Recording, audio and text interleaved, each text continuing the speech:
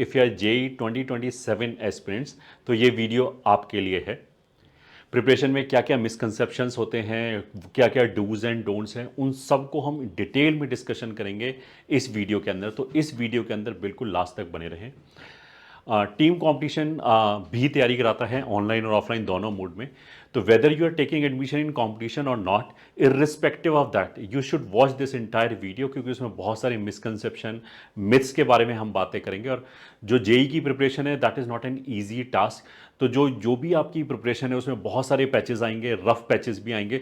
तो उनके बारे में अगर हमें पहले से ही एक रफ आइडिया है कि कैसे क्या क्या प्रॉब्लम आती हैं यूजली बच्चों को, तो जब अगर वो प्रॉब्लम आएगा तो you will be able to deal with it in a better वे।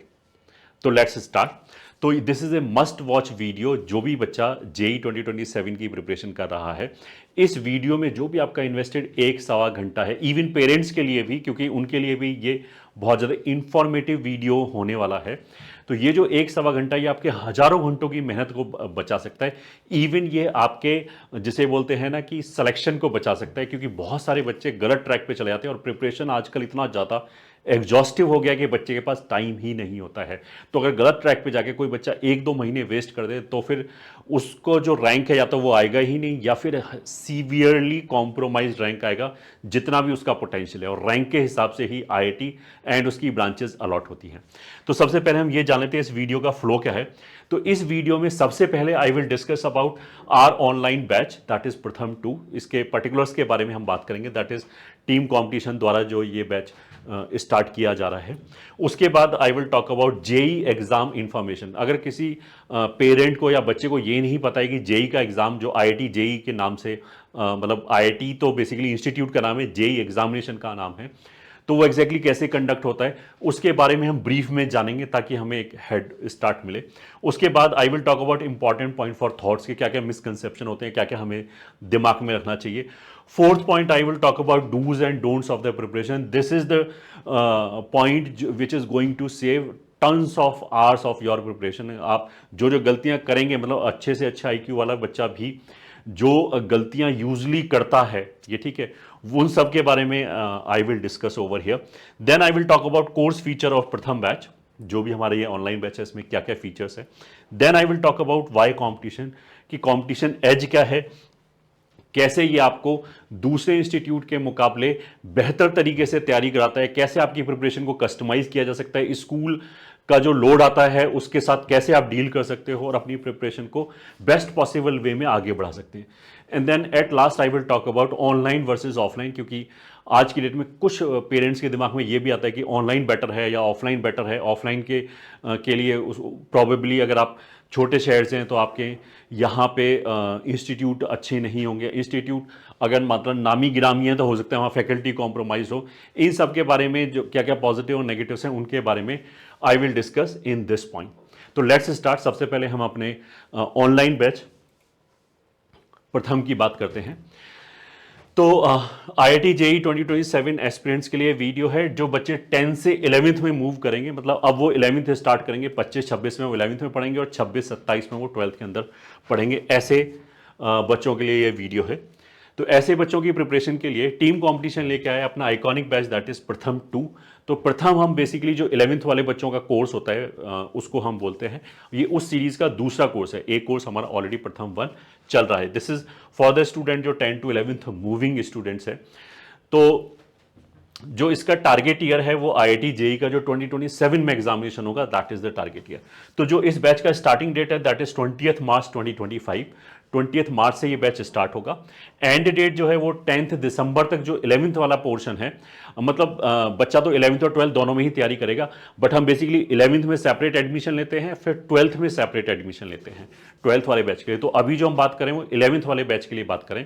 अच्छा, जब हम 11th वाला बैच बोलते हैं तो बहुत सारे पेरेंट्स को ऐसा लगता है कि बोर्ड के पॉइंट ऑफ व्यू से बोल रहे हैं या आईआईटी के पॉइंट ऑफ व्यू से बोल रहे हैं। तो जो आईआईटी का सिलेबस है वो बेसिकली सीबीएसई बेस्ड ही है। वो 11th का जो सीबीएसई का बेस्ड है उसी के बेसिस पे है। या फिर हम इसको ऐसे बोल सकते हैं कि अगर जो सीबीएसई में पढ़ाया जाता है, बोर्ड के लिए जो पढ़ाया जाता है, अगर वो एबीसी है तो फिर जो आईआईटी है वो इन डेप्थ काफ़ी आगे जाके XYZ के आसपास हो गया, बट XYZ तक पहुंचने के लिए हमें स्टार्ट ABC से ही करना पड़ता है। उसका मतलब क्या है कि जो बच्चा IIT JEE की तैयारी कर रहा है और अगर उसकी बड़ी एवरेज से भी तैयारी चल रही है तो बोर्ड की तैयारी उसी के अंदर हो जाती है, कम से कम फिजिक्स, केमिस्ट्री और मैथमेटिक्स में, इन 3 सब्जेक्ट्स में। तो बोर्ड में कुछ हमें ऐसा सेपरेटली करना नहीं पड़ता, उसी के अंदर कवर हो जाता है क्योंकि बेसिस बोर्ड वाला ही रहता है। तो यहां पे मैं IIT JEE के पॉइंट ऑफ व्यू से 11th वाले सिलेबस की बात कर रहा हूं। तो 10 दिसंबर तक जो क्लासेस हैं वो बंद हो जाएगा, ठीक है। 11th के बाद वो बच्चा 12th में एडमिशन, जो हमारा प्रखर सीरीज चलती है 12th वाले बच्चों के लिए, उसमें एडमिशन ले सकता है, ठीक है। जो इस कोर्स की फीस है दैट इज 26,900 अगर बच्चा वन टाइम में पेमेंट करता है। एंड इसमें इंस्टॉलमेंट ऑप्शन भी है, उसके बारे में आप सपोर्ट टीम से बात कर सकते हैं। और 12th में फिर वापस दोबारा एडमिशन लेना पड़ेगा। जो फैकल्टी टीम है that is ABJ sir, ALK sir, my self and NS sir. इसमें जो भी आपके पास वीडियो लेक्चर आएंगे वो हम 4 फैकल्टीज के आएंगे।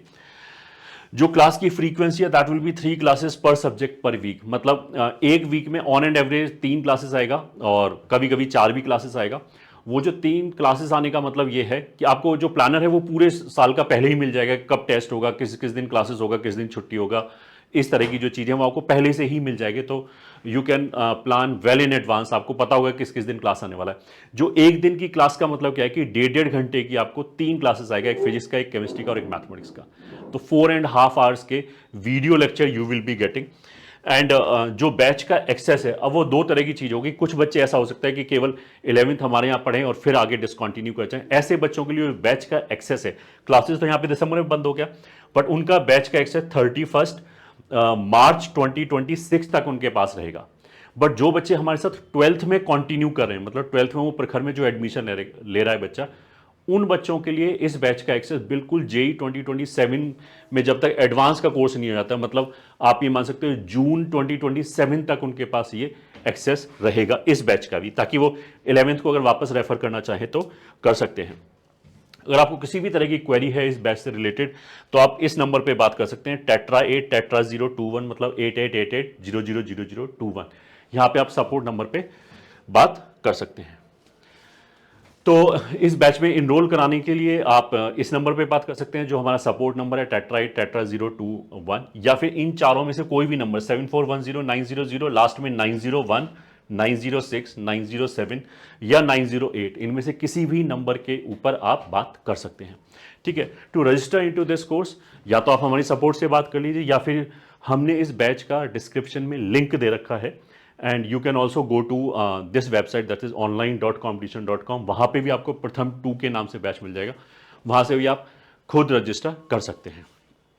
इसके बाद अब हम चलते हैं बाकी के पॉइंट्स के ऊपर। अब जो बाकी के पॉइंट्स हैं कि हमें क्या करना चाहिए, क्या नहीं करना चाहिए, इस बैच के फीचर्स क्या क्या हैं, बच्चों के दिमाग में क्या क्या मिसकंसेप्शन रहता है, JEE कैसे कंडक्ट किया जाता है, वो सब चीज़ें हमने जो हमारा पहले वाला बैच था प्रथम 1, उसके अंदर बहुत डिटेल में डिस्कशन किया है। तो वही वीडियो का पार्ट हम इसके आगे देखेंगे, और इनका जो टाइम स्टैम्प है वो डिस्क्रिप्शन में दे रखा है। तो आप अगर किसी पार्ट को स्किप करना चाहिए, मतलब अगर आपको पता है कि JEE कैसे करते हैं तो आप उस पार्ट को स्किप कर सकते हैं। तो वो टाइमलाइन का जो स्टाम्प है, टाइम स्टैम्प है, वो आपको डिस्क्रिप्शन में दे रखा है, उसकी हेल्प से आप देख सकते हैं। तो over to next part of the video. तो सबसे पहले अबाउट JEE एग्जामिनेशन। तो JEE is joint entrance examination. Joint का मतलब क्या है कि इंडिया के अंदर जो भी इंजीनियरिंग कॉलेज हैं, 2 तरह के इंजीनियरिंग कॉलेजेस, एक तो सबसे पहली लीग में तो आते हैं IIT, that is Indian institute of technology, जो लगभग 23-24 हैं। उसके बाद जो सेकंड, जिसको हम बोल सकते हैं कि सेकंड नंबर पे जो आते हैं, वो NITs आते हैं, नेशनल इंस्टीट्यूट ऑफ टेक्नोलॉजी। वो हर राज्य का अपना एक एक है। तो जैसे राजस्थान का जयपुर में है, यूपी का इलाहाबाद में है, हर स्टेट का एक एक, जिसको बोल सकते हैं उस स्टेट का सबसे प्रीमियर इंस्टीट्यूट, मतलब रफली बोल सकते हैं उस तरह के इंस्टीट्यूट आगे। फिर उसके नीचे भी बहुत सारे IIITs होते हैं, GFTIs होते हैं, और भी बहुत सारे इंस्टीट्यूट होते हैं जो JEE एग्जाम के थ्रू ही अपना एडमिशन लेते हैं। मतलब गवर्नमेंट ने कुछ ऐसे किया था, पहले तो क्या होता था, अलग अलग इंजीनियरिंग कॉलेज के लिए अलग अलग एग्जामिनेशन देना पड़ता था, तो बच्चे का बहुत ज़्यादा टाइम एंड मनी वेस्ट होता था। तो उन सभी को एक अम्ब्रेला के अंदर लाने की कोशिश की गई है। और इस एग्ज़ाम के द्वारा आज की डेट में हम ये बोल सकते हैं कि जो भी मेजर गवर्नमेंट वाले जो इंजीनियरिंग कॉलेज हैं और काफ़ी प्राइवेट जो अच्छे इंजीनियरिंग कॉलेज हैं, वो JEE स्कोर से ही एडमिशन लेते हैं। तो ये जो JEE है वो भी दो स्टेज में होता है। पहला है जेई मेंस एग्जामिनेशन, ये एक 3 घंटे का ऑब्जेक्टिव एग्जामिनेशन हो गया। ये साल में 2 बार होता है, पहला जनवरी के आसपास होता है और जनवरी के आसपास होता है, मतलब जनवरी के आसपास नहीं, जनवरी में ही होता है वो, फर्स्ट वीक, सेकंड वीक या थर्ड वीक में हो सकता है। फिर एक दूसरा जेई मेंस का ही एग्जामिनेशन होता है अप्रैल में, अप्रैल लगभग 10 अप्रैल के आसपास होता है। ये दोनों ऑप्शनल होते हैं, मतलब बेस्ट ऑफ टू होता है। कोई बच्चा दोनों देना चाहे दोनों दे सकता है, उसमें जो भी स्कोर उसका बेटर आएगा वो कंसीडर किया जाता है। या कोई बच्चा केवल पहला दे दे, केवल दूसरा दे दे, तो अगर एक ही एग्जाम दे रहा है तो उसी का स्कोर कंसीडर होगा।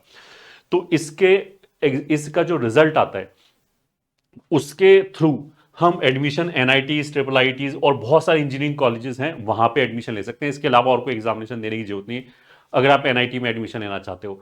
जो मैंने बोला कि सेकंड लेवल पे जो इंजीनियरिंग कॉलेज आते हैं इंडिया में, जो फर्स्ट लेवल पे आईआईटीज आते हैं, आईआईटीज क्या करते हैं, अपना एक सेपरेट एग्जामिनेशन लेते हैं, that is called JEE advanced examination. But इस एग्जामिनेशन के लिए ये जो मेंस वाला एग्जामिनेशन है, ये बेसिकली एक फिल्टर का काम करता है कि मेंस एग्जामिनेशन के यूजली वो पहले 1.5-2 लाख बच्चों को क्वालिफाई करते हैं, मतलब वो 1.5-2 लाख बच्चे क्वालिफाई होते हैं ये एग्जाम देने के लिए। सबके लिए अवेलेबल नहीं है, इसी चैनल के थ्रू आना पड़ता है। उसके बाद जेई एग्जाम अपना मतलब आईआईटी जेई एडवांस का अपना एक एग्जाम होता है, उसमें 3-3 घंटे के 2 पेपर होते हैं, एक ही दिन में पेपर होते हैं। पहले में भी पीसीएम आता है, दूसरे में भी पीसीएम आता है। अच्छा, मेंस जो एग्जामिनेशन है उसमें भी पीसीएम ही आता है, फिजिक्स केमिस्ट्री मैथमेटिक्स, तीनों की वेटेज बराबर होता है। एडवांस में भी वेटेज बराबर होता है, मेंस में भी वेटेज बराबर होता है, और ये ऑब्जेक्टिव टाइप ही होता है, मतलब आपको कुछ लिखना नहीं है। और ये जो जेई एडवांस एग्जामिनेशन है ये आईआईटी जो मतलब सबसे प्रीमियम इंस्टीट्यूट हैं इंडिया में, जैसे आईआईटी दिल्ली हो गया, बॉम्बे हो गया, और चेन्नई हो गया, पहले मद्रास बोलते थे, कानपुर हो गया, वैसी जो और काफ़ी नई आईआईटीज़ में आईआईटी गांधीनगर हो गया, ये ठीक है, रोपड़ हो गया, उन सब में एडमिशन के लिए आपको ये वाला एग्जामिनेशन क्वालिफाई करना पड़ेगा। ठीक है, जेई मेंस मैंने बता ही दिया। ओके, तो this was a brief introduction about IITs के कब कब आपका एग्जामिनेशन आएगा। तो जो भी बच्चा एग्जाम अभी जेई 2027 में देगा तो उसको उसके लिए सबसे पहला एग्जामिनेशन जनवरी 27 में आएगा, जब वो जेई मेंस का फर्स्ट एग्जामिनेशन के लिए अपीयर होगा। फिर वो उसके बोर्ड के एग्जाम आ जाएंगे, ये एग्जाम होने के बाद बोर्ड के एग्जाम देगा। फिर अप्रैल में वो जेई मेंस का सेकंड वाला जो एग्जाम है उसमें अपीयर होगा। उसमें अगर वो क्वालिफाई करता है, दोनों में मिला के जो भी बेस्ट ऑफ टू स्कोर में अगर वो क्वालिफाई करता है, तो मई के लास्ट में या जून के आसपास एडवांस का एग्जामिनेशन होता है, फिर वो वाला एग्जामिनेशन आएगा। तो 27 के लगभग जून तक की जर्नी अब स्टार्ट होने वाली है। तो इंपॉर्टेंट पॉइंट्स फॉर थॉट, मतलब बच्चों को जो मिसकंसेप्शन होते हैं उनके बारे में हम बात करते हैं। तो सबसे पहले, you will have competition with toppers of different cities and schools. ये मैंने इसलिए बोला कि 10th तक तो बच्चा यूजली क्या होता है, अपने किसी एक शहर में पढ़ रहा होता है। बहुत सारे बच्चे और ऑलमोस्ट लगभग सारे ही बच्चे क्या होंगे कि अपनी अपनी क्लास में टॉपर होंगे, बचपन से उन्हें फर्स्ट आने की आदत होगी और उनके लिए this will be a very usual thing. But जब यहाँ पे वो जेई का प्रिपरेशन स्टार्ट करेंगे, मतलब लगातार बचपन से अच्छा स्कोर करना, फर्स्ट जिसे बोलते हैं ना कि फर्स्ट रैंक लेके आगे ना क्लास में, उससे बंदों के दिमाग में जिसे बोलते हैं ना कि एक मेंटेलिटी बन जाती है कि I am always the topper, right. तो उन बच्चों को जब वो जेई की प्रिपरेशन स्टार्ट करते हैं, तो जेई में जो उनकी क्लास का कॉम्पोजिशन होगा वो बेसिकली ये डिफरेंट डिफरेंट सिटीज और डिफरेंट डिफरेंट क्लास के टॉपर उसी जगह बैठे होंगे। तो फिर जो आपका जो जिस क्राउड के साथ आप कंपीट कर रहे हो उसका जो स्ट्रक्चर है वो चेंज हो गया होगा, सभी टॉपर हैं। तो यहाँ पे बहुत सारे बच्चे जिसे हम बोलते हैं कि निराश भी जाते हैं कि पहले तो मेरे इतने ज़्यादा मार्क्स आते थे, क्लास में हमेशा टॉपर था, यहाँ पे तो मेरे को बहुत सारी चीज़ें समझ में नहीं आती, बाकी बच्चे समझ जाते हैं। तो इस तरह की मेंटालिटी के लिए वी शुड बी रेडी। तो इसका मतलब यह है कि हमें कंपटीशन के लिए, फियर्स कंपटीशन के लिए तैयार रहना चाहिए। और इस तरह की चीज़ें आएंगी, हमें सेल्फ डाउट होगा कि क्या मेरे अंदर वो कैपेबिलिटी है, क्योंकि क्लास में हो सकता है कि कोई बच्चा लगातार फर्स्ट रैंक ला रहा था बचपन से, क्लास 1 से लेकर क्लास 10 तक, यहाँ पे हो सकता है कि 60 बच्चों की क्लास है, उसका 55th नंबर आ रहा है, 56th नंबर आ रहा है। तो इस तरह की चीज़ें होंगी डेफिनेटली, क्योंकि अगर मानिए 50-60 बच्चों की क्लास है तो किसी ना किसी के तो 60th रैंक आएगी आएगी, किसी ना किसी की 55th रैंक आएगी आएगी। एंड उसका ये मतलब नहीं कि उन्होंने अभी तक अच्छा नहीं किया हुआ, एकेडमिकली बहुत अच्छा करने वालों की भी उनके साथ भी ऐसा होगा। इस चीज़ को जरूर हम सोच के चले कि आगे ऐसा हो सकता है। फिर do not take preparation lightly. अभी तक तो यूजली क्या होता है, बहुत सारे बच्चे 10 तक तो क्या होता है कि कुछ बच्चे ऐसे होते हैं जिनका ब्रेन काफ़ी शार्प होता है, तो क्या है कि पूरे साल मस्ती करते रहेंगे, बिल्कुल एग्जाम से आने से मे भी 15 दिन पहले, 20 दिन पहले वो लगातार जम के पढ़ लेंगे और उनका एग्जाम में बहुत अच्छे मार्क्स आ जाएंगे। ये ठीक है, दोज काइंड ऑफ थिंग्स अब यहाँ IIT जेईई में पॉसिबल नहीं है। आपको पूरे साल ही लगातार मेहनत करनी पड़ेगी और लगातार 2 साल मेहनत करनी पड़ेगी। ऐसा नहीं कि 1 साल मेहनत करनी है, 2 साल मेहनत करनी पड़ेगी, क्योंकि यहाँ पे कॉम्पिटिशन का लेवल सडनली बहुत ज़्यादा इंक्रीज हो जाएगा।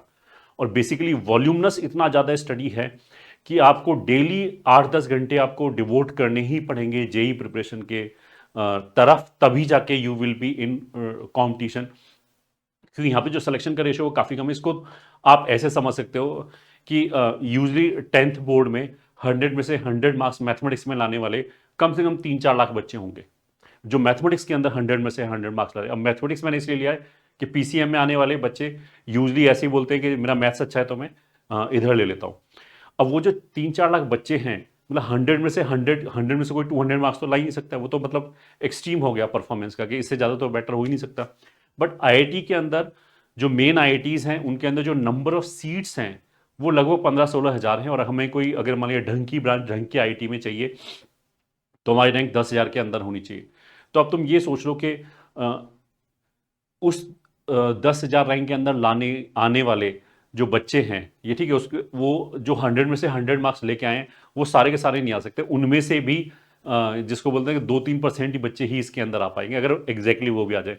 बट बहुत सारे बच्चे ऐसे भी आते हैं जिन्होंने चीज़ों को समझ समझ के पढ़ा होता है, कि जिसका 85 मार्क्स आया भले ही 10th में मैथमेटिक्स के अंदर, बट वो तो आपको पता लगेगा यहाँ पे बहुत अच्छा कर रहा है। ये ठीक है, यहाँ पे वो उस बंदे को बीट कर रहा है जो 100 में से 100 मार्क्स लेके आए।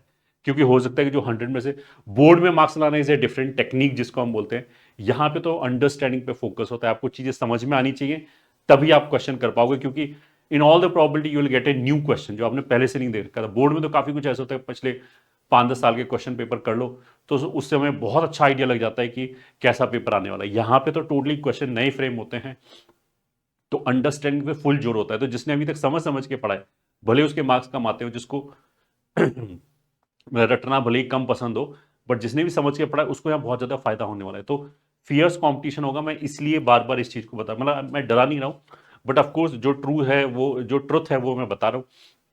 We should be mentally ready for this. तो इसी के लिए मैंने ये बोला कि बहुत सारे बच्चे शुरू में लाइटली लेते कि ठीक है हो जाएगी प्रिपरेशन, अभी तक भी तो हो ही रही थी। बट यहाँ पे क्या है कि जो थ्योरी वाला पार्ट है वो तो देखो पिछले 15-20 या 30 सालों में चेंज नहीं हुआ है, वो तो मोरलेस वही है। But every year because JEE में नए टाइप के क्वेश्चन आते हैं, ये ठीक है, नई मैनिपुलेशन वाले क्वेश्चन आते हैं, तो every year something will be added into the syllabus, ये ठीक है, in the form of question. जो लास्ट ईयर डिफरेंट टाइप का क्वेश्चन आया होगा, हम इस साल उस क्वेश्चन को एड्रेस करने की कोशिश करेंगे पढ़ाते समय। तो अगर 20 साल में ऐसा हो रहा है और हर साल मान लिया 30-40 क्वेश्चन ऐड होते जा रहे हैं अलग अलग टाइप के, तो वॉल्यूम इतना ज्यादा बढ़ चुका है कि even if theory is same, तो भी क्योंकि time is also a factor के पेपर के अंदर हमें लिमिटेड टाइम के अंदर ही परफॉर्म करना है, तो कुछ चीजों को हमें पहले से अगर हमने प्रैक्टिस कर रखी है तो वहां बैठ के सोचने में जो टाइम लगेगा वो हम टाइम कट कर सकते हैं अगर हमने प्रैक्टिस पहले से उसकी कर रखी है। तो इसलिए खूब जम के प्रैक्टिस कराई जाती है डिफरेंट टाइप के क्वेश्चंस की। तो मेन गेम यहाँ पे डेफिनेटली अंडरस्टैंडिंग का भी है और वॉल्यूम का भी है। तो वॉल्यूम का मैं बात इसलिए कर रहा हूँ कि आपको लगातार 2 साल तक काफ़ी ज़्यादा पढ़ना पड़ेगा। और अगर कोई बच्चा मान लिया शुरू में 2 महीने वेस्ट कर देता है, तो फिर उसका जो प्रिपरेशन है, जो उसका पोटेंशियल है, उसके हिसाब से उसका रैंक नहीं आएगा, वो कहीं ना कहीं कॉम्प्रोमाइज़ हो ही क्या होगा, क्योंकि बाकी लोगों तो नहीं किया होगा। जो बाकी लोग उसके कंपटीशन में हैं उन्होंने तो 2 महीना वेस्ट नहीं किया होगा।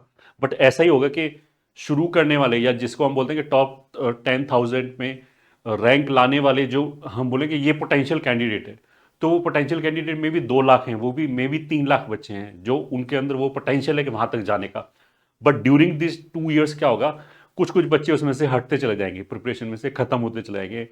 वो अपनी गलतियों की वजह से, कोई किसी ने किसी तरह की गलती कर दी, किसी ने लाइटली ले लिया, कोई अनफॉर्चुनेटली बीमार पड़ गया 3-4 महीने के लिए, तो उसकी प्रिपरेशन डीरेल हो गई। तो ऐसा करते करते लास्ट में क्या बचेगा कि 25-30 हज़ार बच्चे ऐसे होंगे जो रियल फाइट देने वाले होंगे, उनमें से 10,000 बच्चे सेलेक्ट होकर मेन IIT में जाएंगे। तो इसलिए this factor is very important. फिर third point is my X subject is very good. तो बहुत सारे बच्चों को जैसे यूजली 10th तक बच्चे ये बोलते हैं कि मेरा मैथ तो बहुत ही अच्छा है, ठीक है।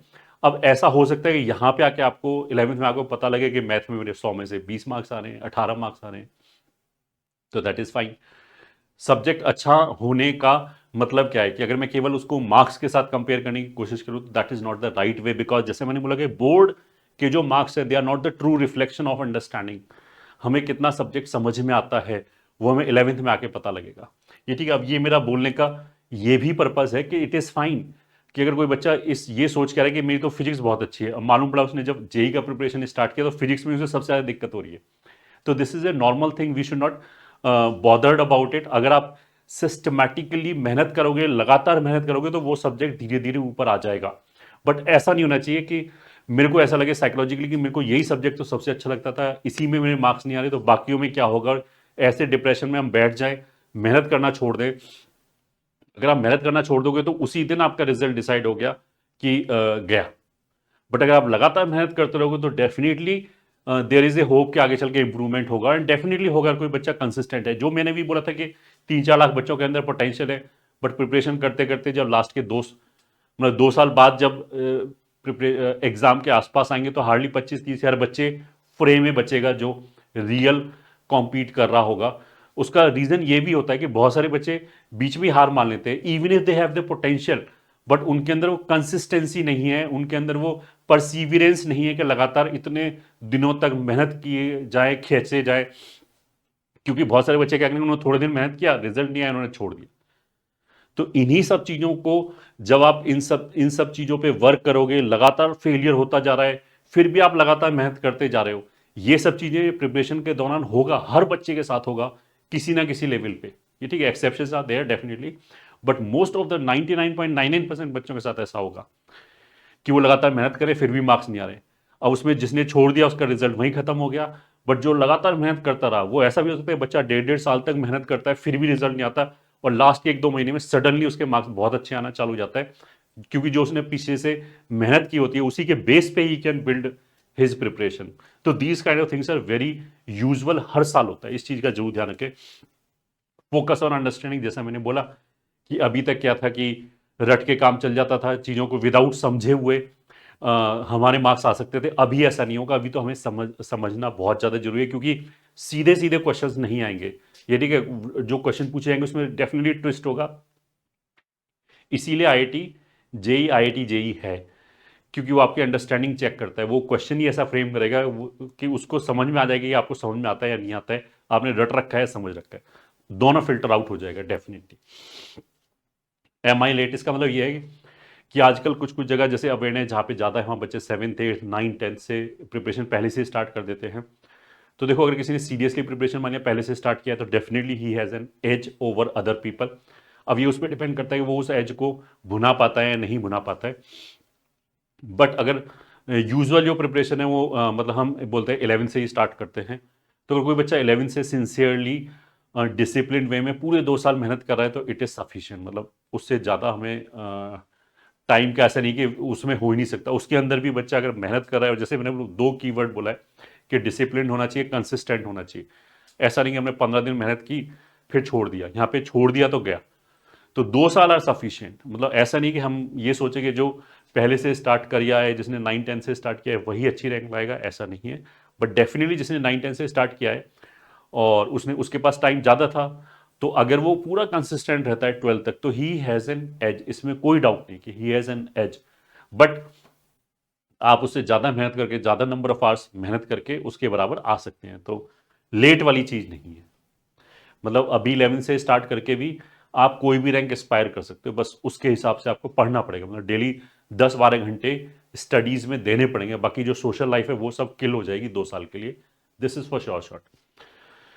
Preparation with will test your limit, मतलब जैसा मैंने बोला कि बहुत सारी, जैसे हमारे परसेप्शन होते हैं कि नहीं अब मेरे को तो कोई भी सिचुएशन दे दो मैं तो उसे मेहनत करके बाहर आ ही जाऊंगा।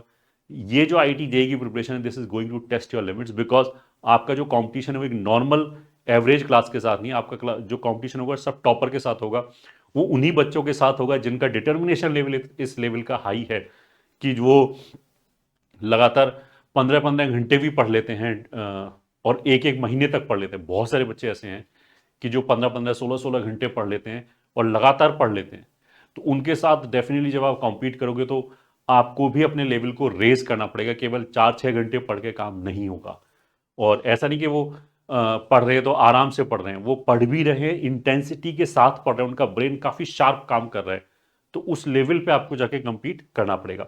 Hard work plus smart work, जैसा मैंने बोला कि थ्योरी वाला पार्ट तो चलो सेम है, तो बिकॉज वॉल्यूमनस स्टडी है तो इसलिए स्मार्ट वर्क करना इज ऑल्सो वेरी इंपॉर्टेंट। कि आज की डेट में क्योंकि वॉल्यूम इतना ज़्यादा है कि कोई बच्चा फिनिश नहीं कर सकता, चाहे वो 6th से स्टार्ट कर दे और अपना फुल फ्लेज्ड अगर भी चालू करे तो भी इतने सारे क्वेश्चंस हैं, इतने सारे क्वेश्चंस हैं कि कोई फिनिश नहीं कर सकता 12th तक। तो उसमें क्या पिक्चर में आता है कि उसके लिए आपके पास राइट गाइडेंस होना चाहिए। तो स्मार्ट वर्क करना बहुत ज़्यादा जरूरी है। हमें ये पता होना चाहिए क्या क्या क्वेश्चन करने हैं, कहाँ से क्वेश्चन करने हैं, ग्रेडेड क्वेश्चन होने चाहिए।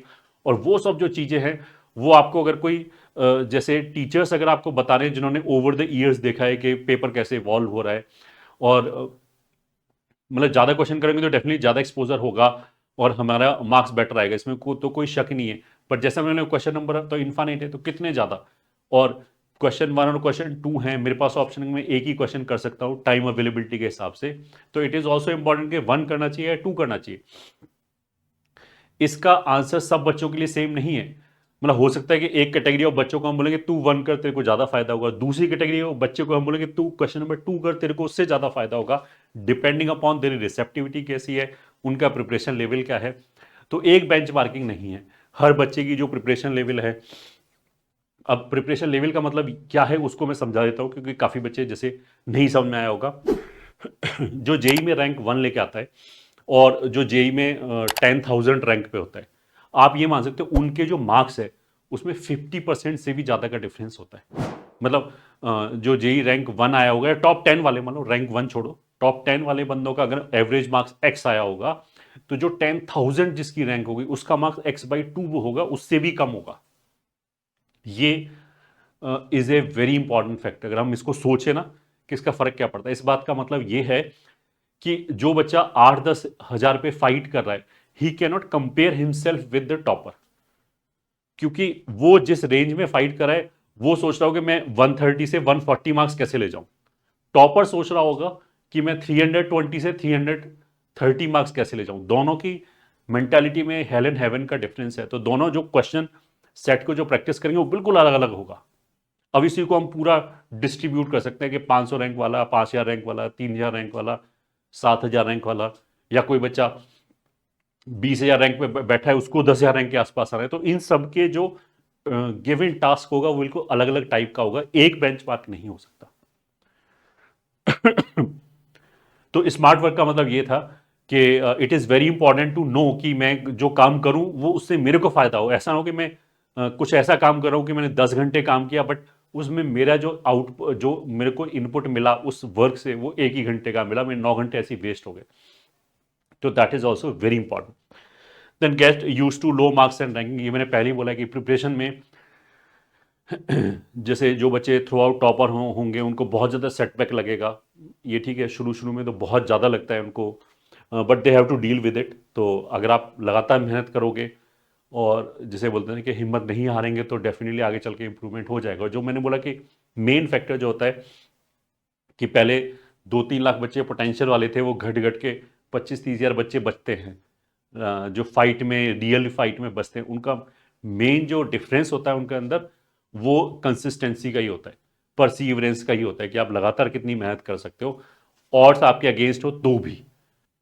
मतलब प्रैक्टिस डिसीजन का मतलब जगह यहाँ पे प्रैक्टिकल डिसीजन होना चाहिए कि जो भी हम डिसीजन लेने जा रहे हैं कि मतलब मेरे को प्रिपरेशन अभी करनी है, बाद में करनी है, कितने घंटे मेरे को पढ़ना चाहिए, ये सब प्रैक्टिकल होना चाहिए। जो आपका डिसीजन मेकिंग है वो प्रैक्टिकल होनी चाहिए। आइडियल, जैसा मैंने बोला कि सभी के लिए एक जैसा बेंचमार्किंग नहीं है, सभी के लिए अलग अलग टाइप की चीज़ें, वो डिपेंड करता है कि आपकी रिसेप्टिविटी कैसी है, आपको पहले एक्सपोजर कितना है, प्रिपरेशन करते समय आपकी प्रिपरेशन किस रैंक बैंड में है, उसके हिसाब से डिसीजन लेने पड़ते हैं।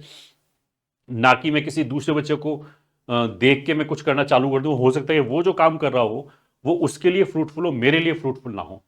तो कुल मिला जुला के कहने का मतलब ये है कि जो भी आपके लिए आपका 2 साल का प्रिपरेशन है, that is a very important period. उसमें हर दिन बहुत इंपॉर्टेंट है, मतलब एक महीना तो बहुत ज़्यादा हो जाएगा वैसे कि every day is very important. I should know कि उसमें मेरी बेस्ट आउटपुट कैसे आए, मेरे को वो सब पहले से ही पता होना चाहिए। ऐसा नहीं कि हम बैठ के 10 दिन कुछ एक्सपेरिमेंट कर रहे हैं, फिर वो फेल हो गया कि दिस इज नॉट वर्किंग, इससे मार्क्स मेरे नहीं बढ़ रहे हैं, तो वो जो 10 दिन का लॉस होगा ये ठीक है, that will harm you in some way definitely.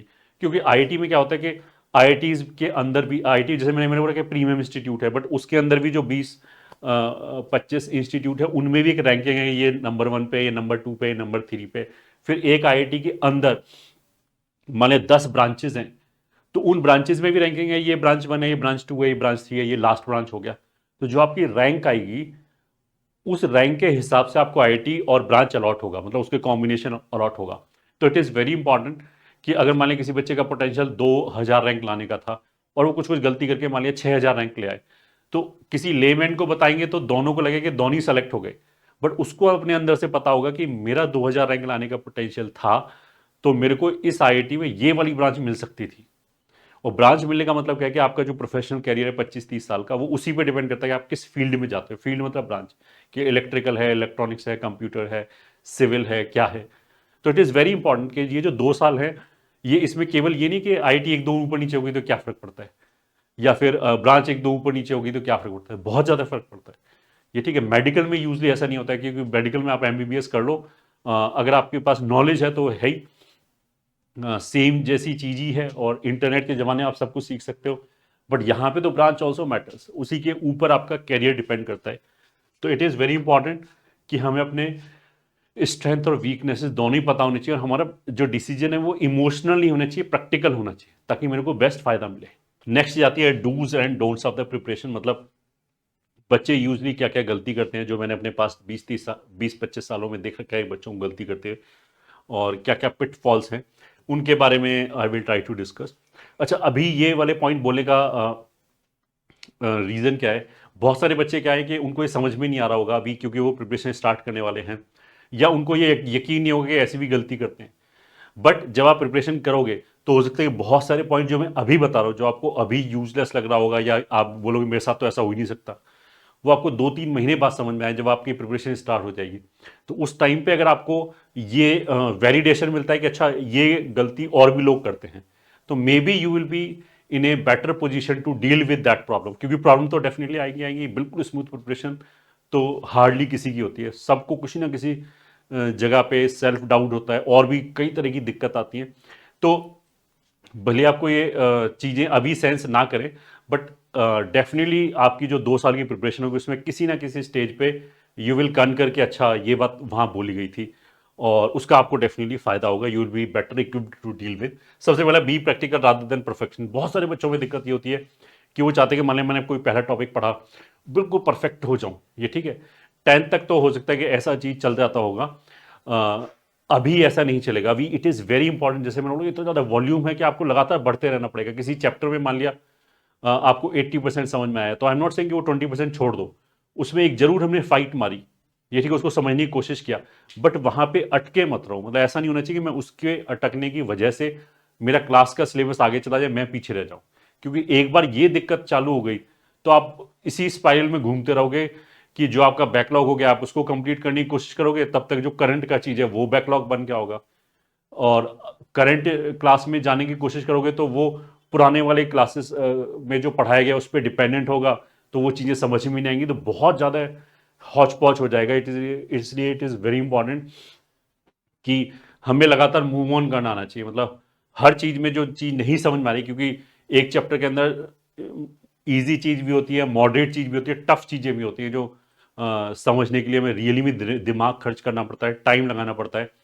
और ये जो टफ वाला पोर्शन में एक्चुअल पेपर है बहुत ज़्यादा भी नहीं आता, मतलब तो there has to be a some sense of practicalness, कि अगर कोई चीज़ मान लिया अभी छूट गई तो हो सकता है सिलेबस फिनिश होने के बाद आपको जो टाइम मिलेगा रिवीजन के लिए उस टाइम पे क्लिक कर जाए। बट अगर आपने एक बार बैकलॉग होना चालू कर दिया तो फिर चीज़ों को अरेस्ट करना बहुत डिफिकल्ट हो जाएगा। तो इसलिए बी प्रैक्टिकल, परफेक्शनिस्ट ना आपने, ऐसा नहीं कि किसी पॉइंट पर रुक गए तो हमारी गाड़ी वहीं रुक जाए, तो प्रिपरेशन इससे डीरेल हो जाती है। Do not fall behind and up to the date with your course, ये मैंने अभी बोल दिया कि ऐसा नहीं कि हम पीछे हो जाए। एक एक दो दो दिन भी अगर पीछे होंगे तो 2-3 महीने बाद वो एक हफ्ते पीछे हो जाएंगे, फिर और आगे चलेंगे, फिर महीनों पीछे चले जाएंगे, it will be very difficult. Do not run after different books and material. बहुत सारे बच्चों को ऐसा लगता है कि कौन सी बुक कर लूँ जिससे मेरा रैंक आ जाएगा, कौन सी, ऐसा कुछ नहीं। अगर आपने एक सही जगह पे एडमिशन ले रखा है तो ये उनका काम है बुक्स को प्रोवाइड करना, क्योंकि बुक्स के अंदर जैसे मैंने बोला कि जो मटेरियल है, जो क्वेश्चंस हैं, उनमें बहुत सारी तरह की चीज़ें होती है। जैसे जेई के अंदर क्या होता है, आईआईटी जेई के अंदर क्या होता है, कुछ क्वेश्चंस ऐसे होते हैं, कुछ क्वेश्चन नहीं मतलब majority of the question advance में ऐसे होते हैं जो एक ही क्वेश्चन के अंदर 3-4 चैप्टरों का यूज होता है। तो वो जो 3-4 चैप्टर जब पढ़ लिया है तभी वो बच्चा उसको अटेम्प्ट कर पाएगा। बुक्स में यूजली वो इस चीज़ का ध्यान नहीं रखते। वो तो जैसे पहले चैप्टर के अंदर भी ऐसा क्वेश्चन मिल जाएगा जिसमें आगे आने वाले 2 चैप्टरों का एप्लीकेशन हो। तो ये सब जो रिफाइनमेंट है, जो छोटी छोटी चीज़ें हैं, वो सारी चीज़ें ध्यान में रखनी बहुत ज़रूरी होती है। अगर कोई बच्चा रैंडमली कोई बुक उठा के करना चालू कर दे तो हो सकता है उसका कॉन्फिडेंस शैटर हो जाए। तो इट इज़ वेरी इंपॉर्टेंट कि बच्चे को ग्रेजुअली धीरे धीरे धीरे धीरे बढ़ाया जाए, क्योंकि अगर पहले दिन ही सारा लोड डाल देंगे तो आधे बच्चे तो उसी में जिसे बोलते हैं प्रिपरेशन छोड़ देंगे उसी के मारे। तो धीरे धीरे धीरे धीरे मेहनत करना सिखाया जाता है। 11वीं में इसीलिए थोड़ा थोड़ा स्लो भी पढ़ाया जाता है।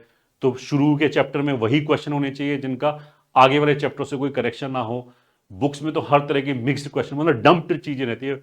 बेसिकली 2 बुक्स में क्या करता है, पहले बुक वाला जब बुक निकाल रहा होता है वो ये देखता है कि मार्केट में कौन सी दूसरी बुक अवेलेबल है, उसके अंदर कितने नंबर ऑफ क्वेश्चन है, तो वो उसको मैच करने की कोशिश करता है।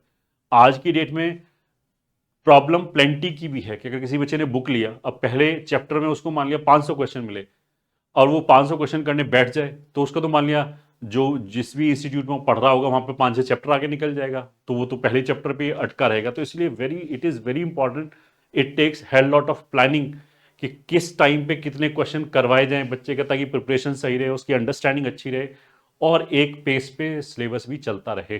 तो ऐसा हर साल बहुत सारे बच्चों के साथ होता है।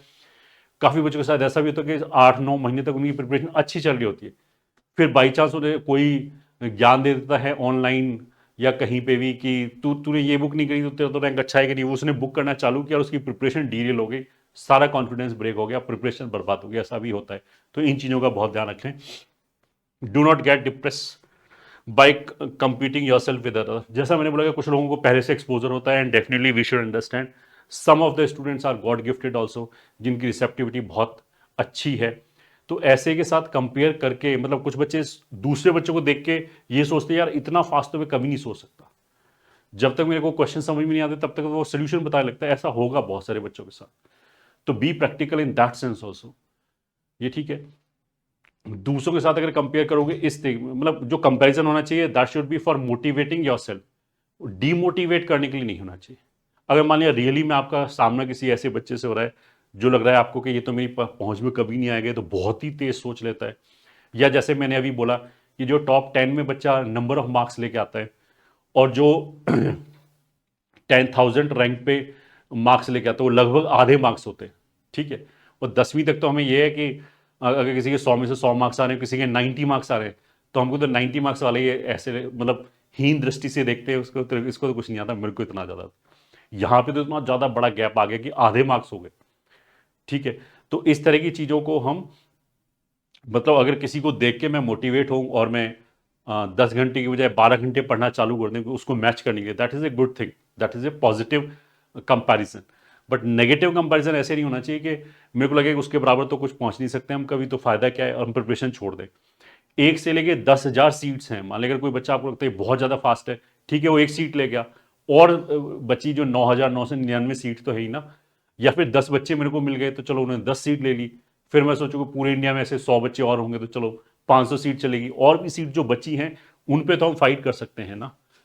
तो this is very important to move ahead rather than bog down by comparing yourself with somebody else. This is very important, क्योंकि बहुत सारे बच्चों के साथ ये होगा।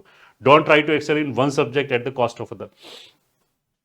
इसमें बेसिकली सब्जेक्ट का initiation is also very important.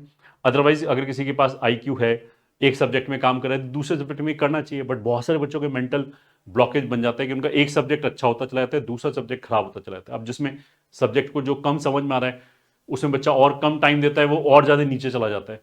तो जेई में बेस्ट रैंक लाने के लिए इट इज़ वेरी इंपॉर्टेंट कि हमारे तीनों सब्जेक्ट एट पार रहे, तभी बेस्ट पॉसिबल रैंक आएगी। सब्जेक्ट में अगर बहुत ऊपर नीचे होगा तो मार्क्स जो हमारी रैंक है वो अच्छी नहीं आएगी। तो हमारे तीनों सब्जेक्ट एक जैसे होने चाहिए। अगर किसी सब्जेक्ट में बाई चांस हमें इंटरेस्ट कम आ रहा है तो उसमें हमें ज़्यादा टाइम इन्वेस्ट करना चाहिए जब तक वो एट पार ना आ जाए बाकी 2 सब्जेक्ट के। फिर next is if you cannot manage time then solve exercise 1 for all. जैसे मैंने बोला कि टाइम, जो बच्चे स्पेशली स्कूल जा रहे हैं तो उनके लिए टाइम मैनेज करना बहुत डिफिकल्ट काम है, और सभी के साथ ये प्रॉब्लम है, मतलब इसका कोई ऐसा सोल्यूशन नहीं है। दिन में तो 24 ही घंटे होते हैं, तो उसमें फिर हमें स्ट्रैटेजाइज करना पड़ेगा कि कौन सा मटेरियल हम सॉल्व करें जिससे हमारा अभी काम चल जाए।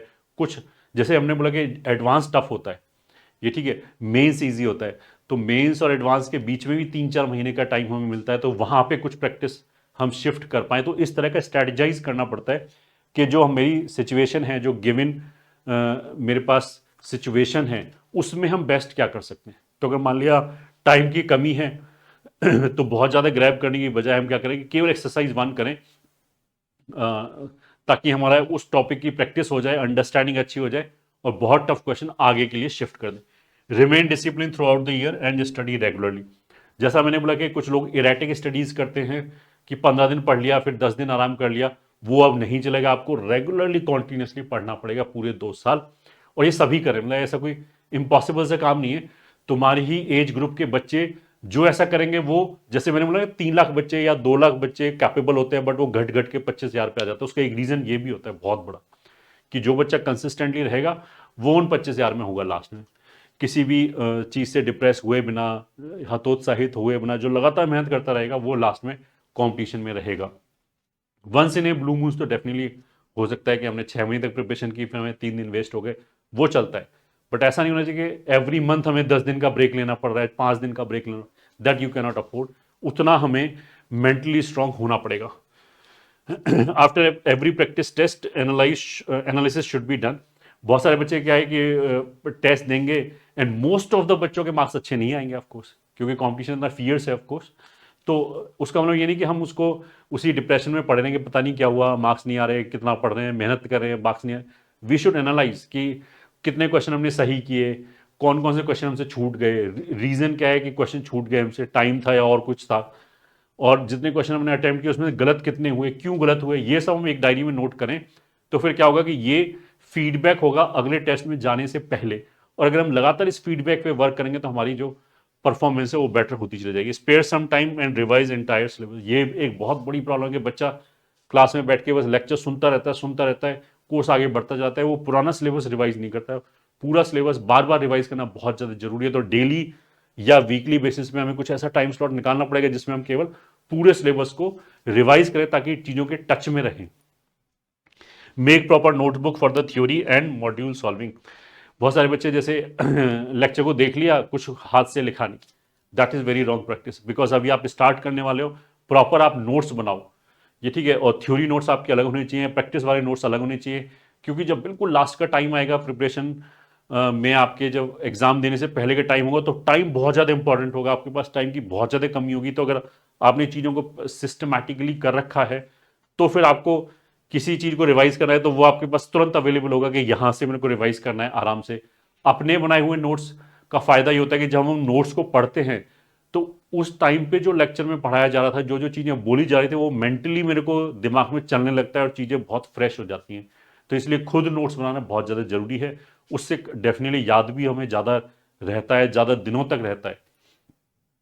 फिर next, do not depend on the time wastage and keep wasting. बहुत सारे बच्चे क्या कहते हैं, किसी भी रीजन से मान लीजिए उनके 4 दिन वेस्ट हो गए, फिर वो क्या करेंगे अगले 4-5 दिन तक या 10 दिन तक इसी बात का शौक मनाते रहेंगे मेरा टाइम वेस्ट हो गया। तो दैट इज वेरी इंपॉर्टेंट कि अगर मान लीजिए पहली बार तो वेस्ट होना ही नहीं चाहिए, बट किसी भी रीजन से अगर टाइम वेस्ट हो गया तो जो पास्ट वाली चीज़ों से तुरंत भूल जाओ, आगे की तरफ बढ़ो, आगे और टाइम वेस्ट मत करो पास्ट की चीज़ों को सोच के, क्योंकि बहुत सारे बच्चों के साथ ये भी होगा कि they have a potential, somehow they wasted some days, और उन डेज के लिए अब उनको गिल्टी फील होता रहता है, और ज़्यादा दिन वेस्ट करते चले जाते हैं, मतलब वो कंपटीशन में और पीछे चलते चले जाते हैं।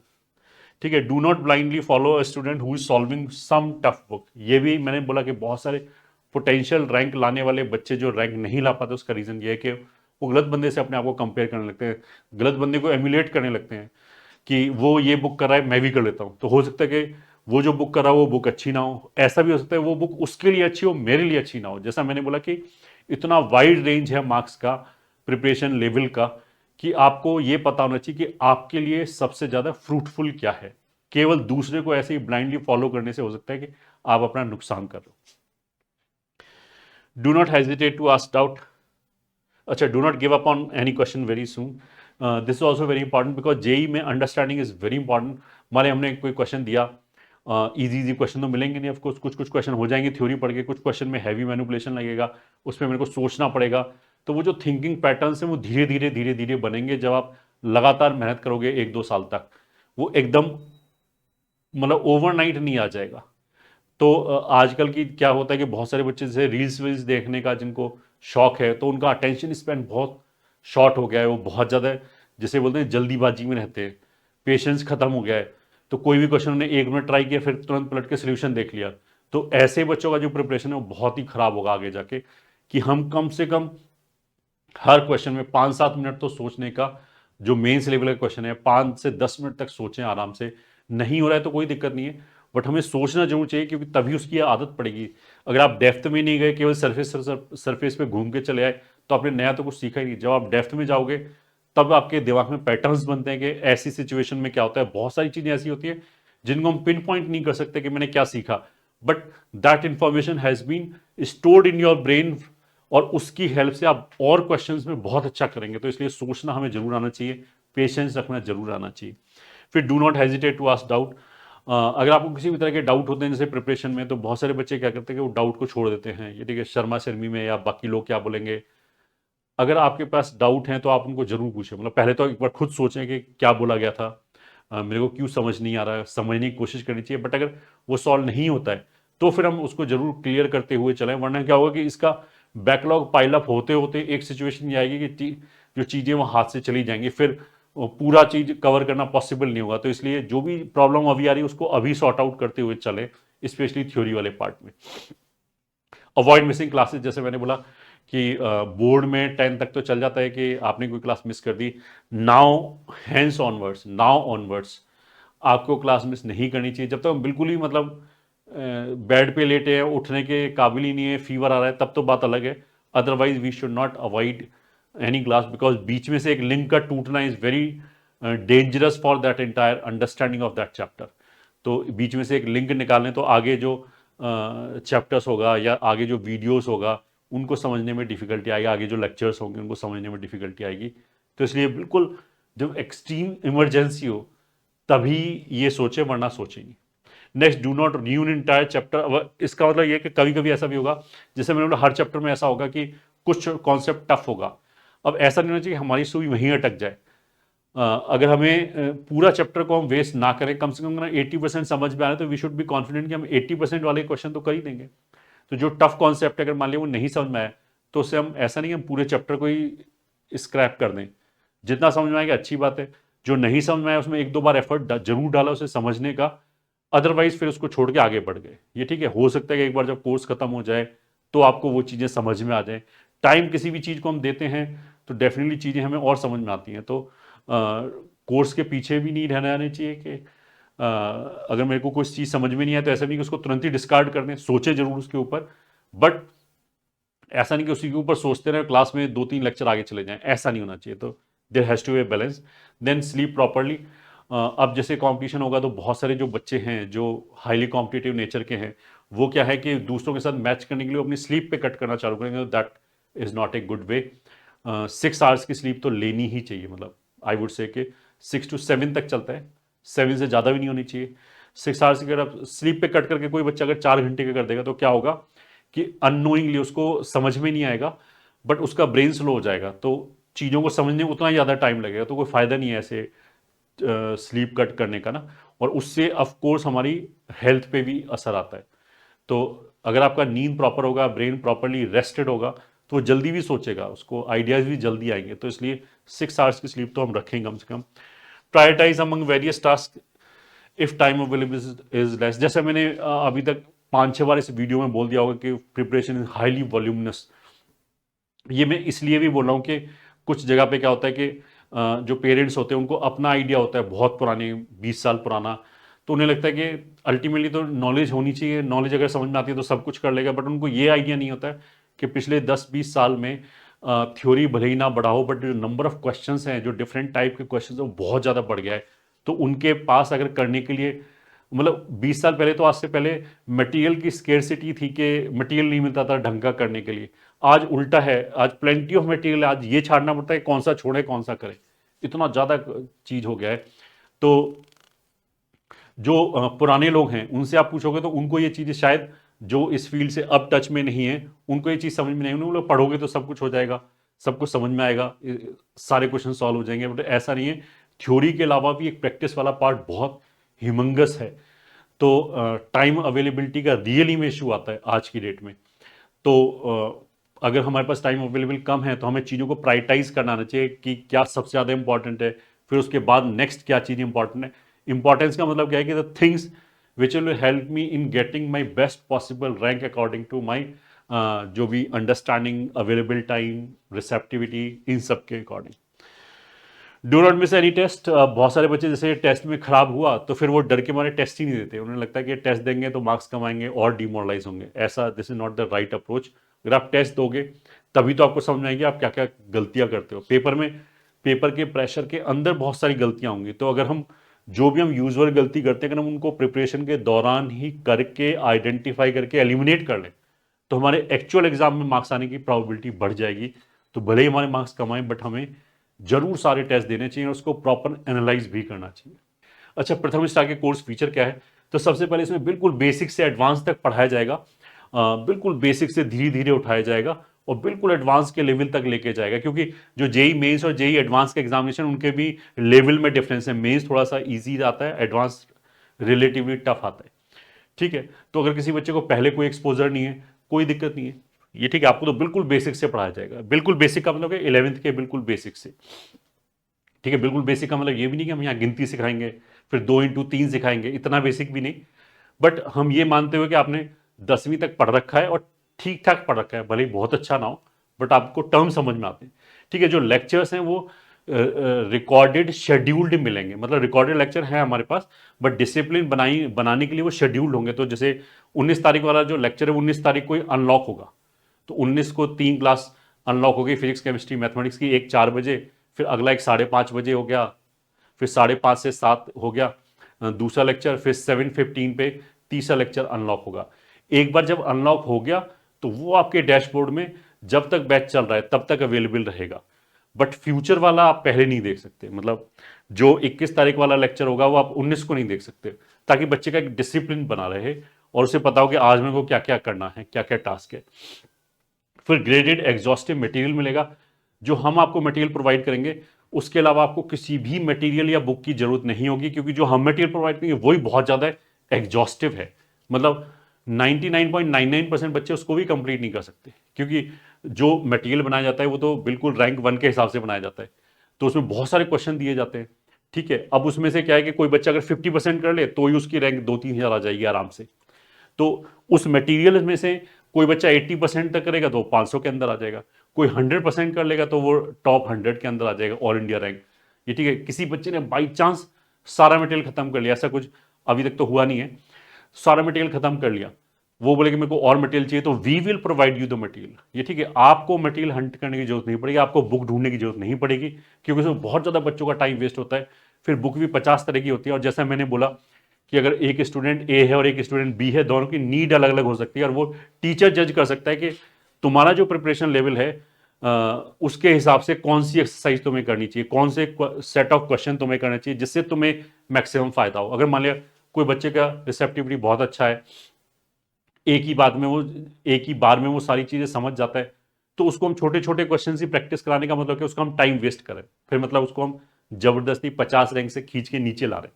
तो this is also very important कि किस बच्चे के लिए क्या सेट ऑफ क्वेश्चन हो। तो वो सारे हमने जो मटेरियल है पहले तो वो ग्रेडेड कर रखा है, कि हो सकता है कि किसी बच्चे का रिसेप्टिविटी स्लो हो, पहले का एक्सपोजर कम हो, तो वो हो सकता है केवल एक्सरसाइज 1 ही कर पाए। ठीक है, तो अगर ड्यूरिंग द कोर्स वो केवल एक्सरसाइज 1 ही कर पा रहा है, या टाइम की अवेलेबिलिटी लोगों के पास अलग अलग होती है। एक बच्चा ये कि जो स्कूल की तरफ से बिल्कुल फ्री है, उसे स्कूल नहीं जाना पड़ता, तो उसके पास तो डेली 10-12 घंटे अवेलेबल है फुल फ्लेज्ड 100% एफिशिएंसी से पढ़ने के लिए। दूसरा बच्चा ऐसा हो सकता है कि जिसको स्कूल जाना पड़ता है, उसके 5 घंटे लग जाते हैं डेली, तो 5 घंटे उसको कॉम्प्रोमाइज हो गया। तो अगर 5 घंटे कॉम्प्रोमाइज हो गया तो डेली बेसिस पे वो काफी मटेरियल कम सॉल्व कर पाएगा, दिस इज ऑब्वियस सी बात। फिर एक तीसरा बच्चा हो सकता है कि जो मेट्रो सिटी में है और जो स्कूल जाता है, तो उसका 5 घंटे या 6 घंटे स्कूल के अलावा 2-3 घंटे ट्रैवलिंग में और लगता है, तो उसके पास टाइम अवेलेबल और कम हो गया। तो इसलिए बिकॉज हर बच्चे की रिसेप्टिविटी अलग अलग होती है और टाइम अवेलेबिलिटी अलग अलग होती है पर डे, तो मटेरियल का जो पोर्शन है वो सबके लिए यूनिवर्सल नहीं है कि इतना मटेरियल करना है। वो तो ये है कि आप कितना कर पाते हो, बट उसके लिए ये बहुत ज़्यादा जरूरी है कि उसे पता हो कि अगर मेरे पास कम टाइम अवेलेबल है तो मेरे को कौन सा मटेरियल करना चाहिए। इसीलिए जो मटेरियल है वो ग्रेडेड है, ये ठीक है, मतलब बहुत नंबर ऑफ आवर्स उसमें इन्वेस्ट करके बनाया गया है ताकि बच्चा जब उस मटेरियल को करो तो स्मूथ सी जर्नी उसको फील हो और उसके लिए मैक्सिमम फायदा हो। ठीक है, डीपीपीज फिर रिवीजन के लिए कि जो आपने पढ़ लिया अभी तो ठीक है, समझ में आ गया, क्वेश्चन भी सॉल्व हो रहे हैं, बट 2 महीने बाद कोई और टॉपिक चल रहा होगा तो पुराने वाले टॉपिक हमारे दिमाग से भूलने लगते हैं। तो डेफिनेटली एक तो हमें नोट्स रिवीजन करने पड़ते हैं बार बार, और जिस बच्चे के पास टाइम अवेलेबल है वो डेली प्रैक्टिस प्रॉब्लम आती है। तो डेली प्रैक्टिस प्रॉब्लम में क्या होता है कि क्यूमुलेटिव बेसिस पे क्वेश्चंस आते हैं। तो 2 महीने बाद जो आपको डीपीपी मिलेगी, डेली प्रैक्टिस पेपर वाली जो शीट मिलेगी, उसके अंदर वो जो 2 महीने में पढ़ाए गए टॉपिक्स हैं उनके सभी टॉपिक के कुछ रैंडम से क्वेश्चन होंगे ताकि आपका रिवीजन चलता रहे। उसका आपको full text solution and video solution मिलेगा। अच्छा, जो भी मटेरियल है वो भले डीपीपी हो या शीट्स हो या फिर टेक्स्ट हो, उन सभी का टेक्स्ट सोल्यूशन भी आपको मिलेगा, वीडियो सोल्यूशन भी मिलेगा। अब ये भी एक बहुत इंपॉर्टेंट फैक्टर है। बहुत जगह आप क्या देखोगे कि सबसे बड़ी बात गूगल पे सोल्यूशन अवेलेबल है, बट बहुत जगह क्या कर रखा है जिन्होंने जैसे बोलते हैं प्रोडक्शन लाइन की तरह सोल्यूशन बना रखे हैं, उसमें क्या है कि बस मैकेनिकली सोल्यूशन पढ़ दिया, टेक्स्ट सोल्यूशन को पढ़ दिया, उसी को वीडियो सोल्यूशन बोल दिया, जबकि सोल्यूशन ऐसा नहीं होता। सोल्यूशन जब एक्सपीरियंस टीचर बताता है तो वो डिफरेंट एंगल भी बताता है कि इसमें हम क्या सोचना चाहिए था, क्या क्या पॉइंट इसमें पकड़ने चाहिए थे।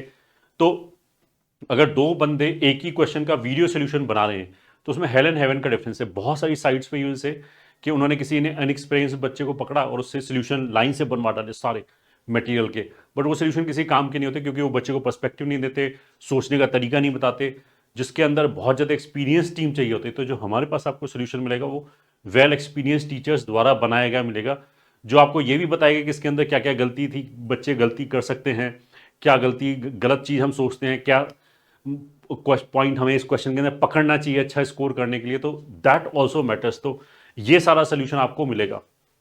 अच्छा, इसके अलावा भी सोल्यूशन तो आपको दे ही दिया हमने सारे मटेरियल का, फिर भी अगर आपको डाउट है तो उसके लिए हमने live doubt zoom class, daily live doubt zoom class लगा रखी है कि एक टाइम स्लॉट हो गया, मान लिया सुबह मान लिया 1 बजे से 2 बजे तक आपकी, for example I am not saying कि 1 बजे से 2 बजे ही होता है, बट 1 बजे से 2 बजे तक मान लिया मैथ की लाइव डाउट क्लास है, तो वहां जाके आपको जो भी डाउट है थ्योरी में या क्वेश्चन में, वो डाउट जाके आप पूछ सकते हो वहां पे टीचर से फेस टू फेस। तो वो डाउट क्लासेस ऑल्सो देयर। अच्छा, इसमें फिर कुछ बच्चे ऐसे भी होते हैं कि जो रात को पढ़ रहे हैं, उन्हें कोई डाउट आया तो 24/7 हमारी टेलीग्राम की सुविधा भी उपलब्ध है कि आपको कोई डाउट आया तो टेलीग्राम का जो ग्रुप बना हुआ है डाउट के लिए, तो उस पर आप क्वेश्चन पूछ सकते हो, मतलब वॉइस मैसेज के थ्रू, वीडियो के थ्रू, पिक्चर के थ्रू, ये ठीक है, टाइप करके किसी भी फॉर्म में आप क्वेश्चन पूछ सकते हो। जैसे ही हमारी फैकल्टी के पास टाइम अवेलेबल होगा वो उसको रिप्लाई कर देंगे। तो मतलब डाउट बहुत अच्छी तरीके से सॉल्व कर रखा है। लाइव डाउट क्लास भी हो गया, टोटल एग्जॉस्टिव सोल्यूशंस भी हो गया, प्लस टेलीग्राम ग्रुप भी हो गया। आप कहीं पे भी, मतलब अगर कोई बच्चा थोड़ा सा भी सिंसियर है तो उसका कोई भी डाउट अनएड्रेस नहीं जाएगा फॉर शॉर्ट। फिर रेलेवेंट टेस्ट, मतलब ये सब तो ठीक है। उसके बाद bench marking is also very important कि आपको पता हो कि पेपर में क्या क्या गलतियां कर सकते हैं, क्या सीक्वेंस फॉलो करना चाहिए पीसीएम के अंदर। तो वो सारी चीज़ों को टेस्ट करने के लिए रेलेवेंट टेस्ट जो एक्चुअल एग्जाम में टेस्ट आता है वैसे टेस्ट देने बहुत ज़्यादा जरूरी है। तो that is also provided in house, हमारे एक्सपीरियंस फैकल्टी द्वारा बनाए गए टेस्ट, हर टेस्ट के टेस्ट, मतलब कभी कोई टफ आ गया, कोई ईजी आ गया, क्योंकि एक्चुअल पेपर में भी ऐसे ही होता है। तो दैट इज ऑल्सो देयर, उसके लिए आपको कहीं बाहर नहीं जाना पड़ेगा। 6th पॉइंट हो गया physical copy of the material. बच्चे का स्क्रीन टाइम कट करने के लिए हम कॉम्प्लीमेंट्री फिजिकल कॉपी जो है मटेरियल का वो भी बच्चे के घर भेजते हैं ताकि वो वहां से प्रैक्टिस कर सके। फिर time to time live interaction classes भी होता है। जैसा हमने बोला कि each and everything we have sorted out, पूरी जर्नी हमने बच्चों को बता रखी है कि आपको किस टाइम पे क्या करना है, क्या चीज़ पढ़ना है, किस सीक्वेंस में पढ़ना है, कौन सा मटेरियल सॉल्व करना है। उसके बाद भी, और जैसा मैंने बोला, बहुत सारे और भी फैक्टर्स होते हैं कि बच्चे के पास टाइम अवेलेबिलिटी कितना हो गया, उसकी रिसेप्टिविटी कैसे हो गया। तो बच्चों की जो प्रिपरेशन है वो एक, मतलब ऐसे नहीं कि एक ट्रैक पे चलते चले गए, बहुत सारी हमें चैलेंजेस आएंगे बार बार, तो हमें कोर्स करेक्शन की ज़रूरत पड़ेगी। एक जिसे बोलते हैं एक्सपीरियंस्ड हमें फैकल्टी का साथ चाहिए होगा, जो हमें बता पाए कि हम क्या गलती करें। हो सकता है कि आपके खूब मेहनत कर रहे हो बट मार्क्स इंप्रूव नहीं हो रहे, तो हो सकता है आप बहुत छोटी सी गलती कर रहे हो which you are not able to identify. तो वहीं पे एक्सपीरियंस टीचर काम में आता है। तो इसलिए हम टाइम टू टाइम क्या करते हैं कि लाइव इंटरेक्शन क्लासेस भी लेते हैं, जहां पे बच्चे अपनी प्रिपरेशन से रिलेटेड डाउट पूछ सकते हैं कि मेरे को ये दिक्कत आती है, मैं कैसे इंप्रूव करूं। तो दैट इज ऑल्सो देयर। तो वीकली आपके पास गाइडेंस क्लासेस भी होती हैं, तो जिसमें बच्चा अपने से रिलेटेड प्रॉब्लम पूछ सकता है। इसके अलावा जो टोटल सपोर्ट है वो आपको दिया जाएगा। जैसे मतलब वन स्टॉप सोल्यूशन, अगर आप प्रिपरेशन कर रहे हो तो each and everything we are providing, ये ठीक है, इंक्लूडिंग इन्फॉर्मेशन। इन्फॉर्मेशन का मतलब क्या है कि कौन कौन से फॉर्म आएंगे, कब भरे जाएंगे, कैसे भरे जाएंगे, उन सब चीज़ों में हम हेल्प करते हैं ताकि बच्चे का टाइम वेस्ट ना हो, उसके पास केवल एक ही काम रहे, पढ़ना। कि जो उसे दिया गया है, because that is huge, that is very exhaustive, तो उसका वो जो क्वालिटी टाइम है वो और किसी उल्टी सीधी चीज़ों में वेस्ट ना हो कि वो मटेरियल ढूंढ रहा है, कहीं टेस्ट सीरीज ढूंढ रहा है, कहीं ये देख रहा है कि कौन कौन से फॉर्म भरूं, या फिर बोर्ड का एग्जाम कब होगा। ये सारी इंफॉर्मेशन वी आर प्रोवाइडिंग ताकि बच्चे का ध्यान केवल एक ही जगह रहे। Okay, why competition, competition edge क्या है दूसरे इंस्टीट्यूट वर्सेस कंपटीशन। तो सबसे पहले हो गया कि फैकल्टी टीम, जो भी हमारी फैकल्टी टीम है, एनएस सर हो गए, एबीजे सर हो गए, एएलके सर हो गए, एंड माई सेल्फ, हमारे सारे जो वीडियोस हैं वो यूट्यूब पे अवेलेबल हैं, आप उनसे एक बार पढ़ के देख सकते हो जो इनिशियल चैप्टर्स है। और अगर आपको लगता है कि हाँ I can gel with this thing, तो each and everything is available. अगर आपको लगता है कि हाँ मेरे को पढ़ाया हुआ समझ में आ रहा है, तो this is a good thing. जो हमारी फैकल्टी टीम है उसको डिकेड्स का एक्सपीरियंस है कोटा जैसी कॉम्पिटिटिव सिटी में पढ़ाने का, बिल्कुल जिसे बोलते हैं ना बेसिक से एडवांस तक। मतलब 1 लाख वाले बच्चों को कैसे पढ़ाया जाता है वो भी एक्सपीरियंस है, 1,000 वाले बच्चों को, 100 वाले बच्चों को, तो वास्ट एक्सपीरियंस है। तो ऐसा नहीं हुआ कि आप किसी इंस्टीट्यूट में जाओ और आपको पता ही नहीं कौन पढ़ाने वाला है, कि उसके साथ आप जेलअप हो गए या नहीं हो गए, ट्यूनिंग होगी या नहीं। आप तो यहाँ पे पहले यूट्यूब पे जाके देख सकते हैं, अगर आपको जमता है then you can think of taking admission. तो पहले से आपको पता है। दूसरा, authentic result, we are known for authentic result. मतलब बाकी जगह तो ये से कि वो कोई भी एक नंबर फेंक के बोल देंगे इतने सिलेक्शन हो गए फिर गायब।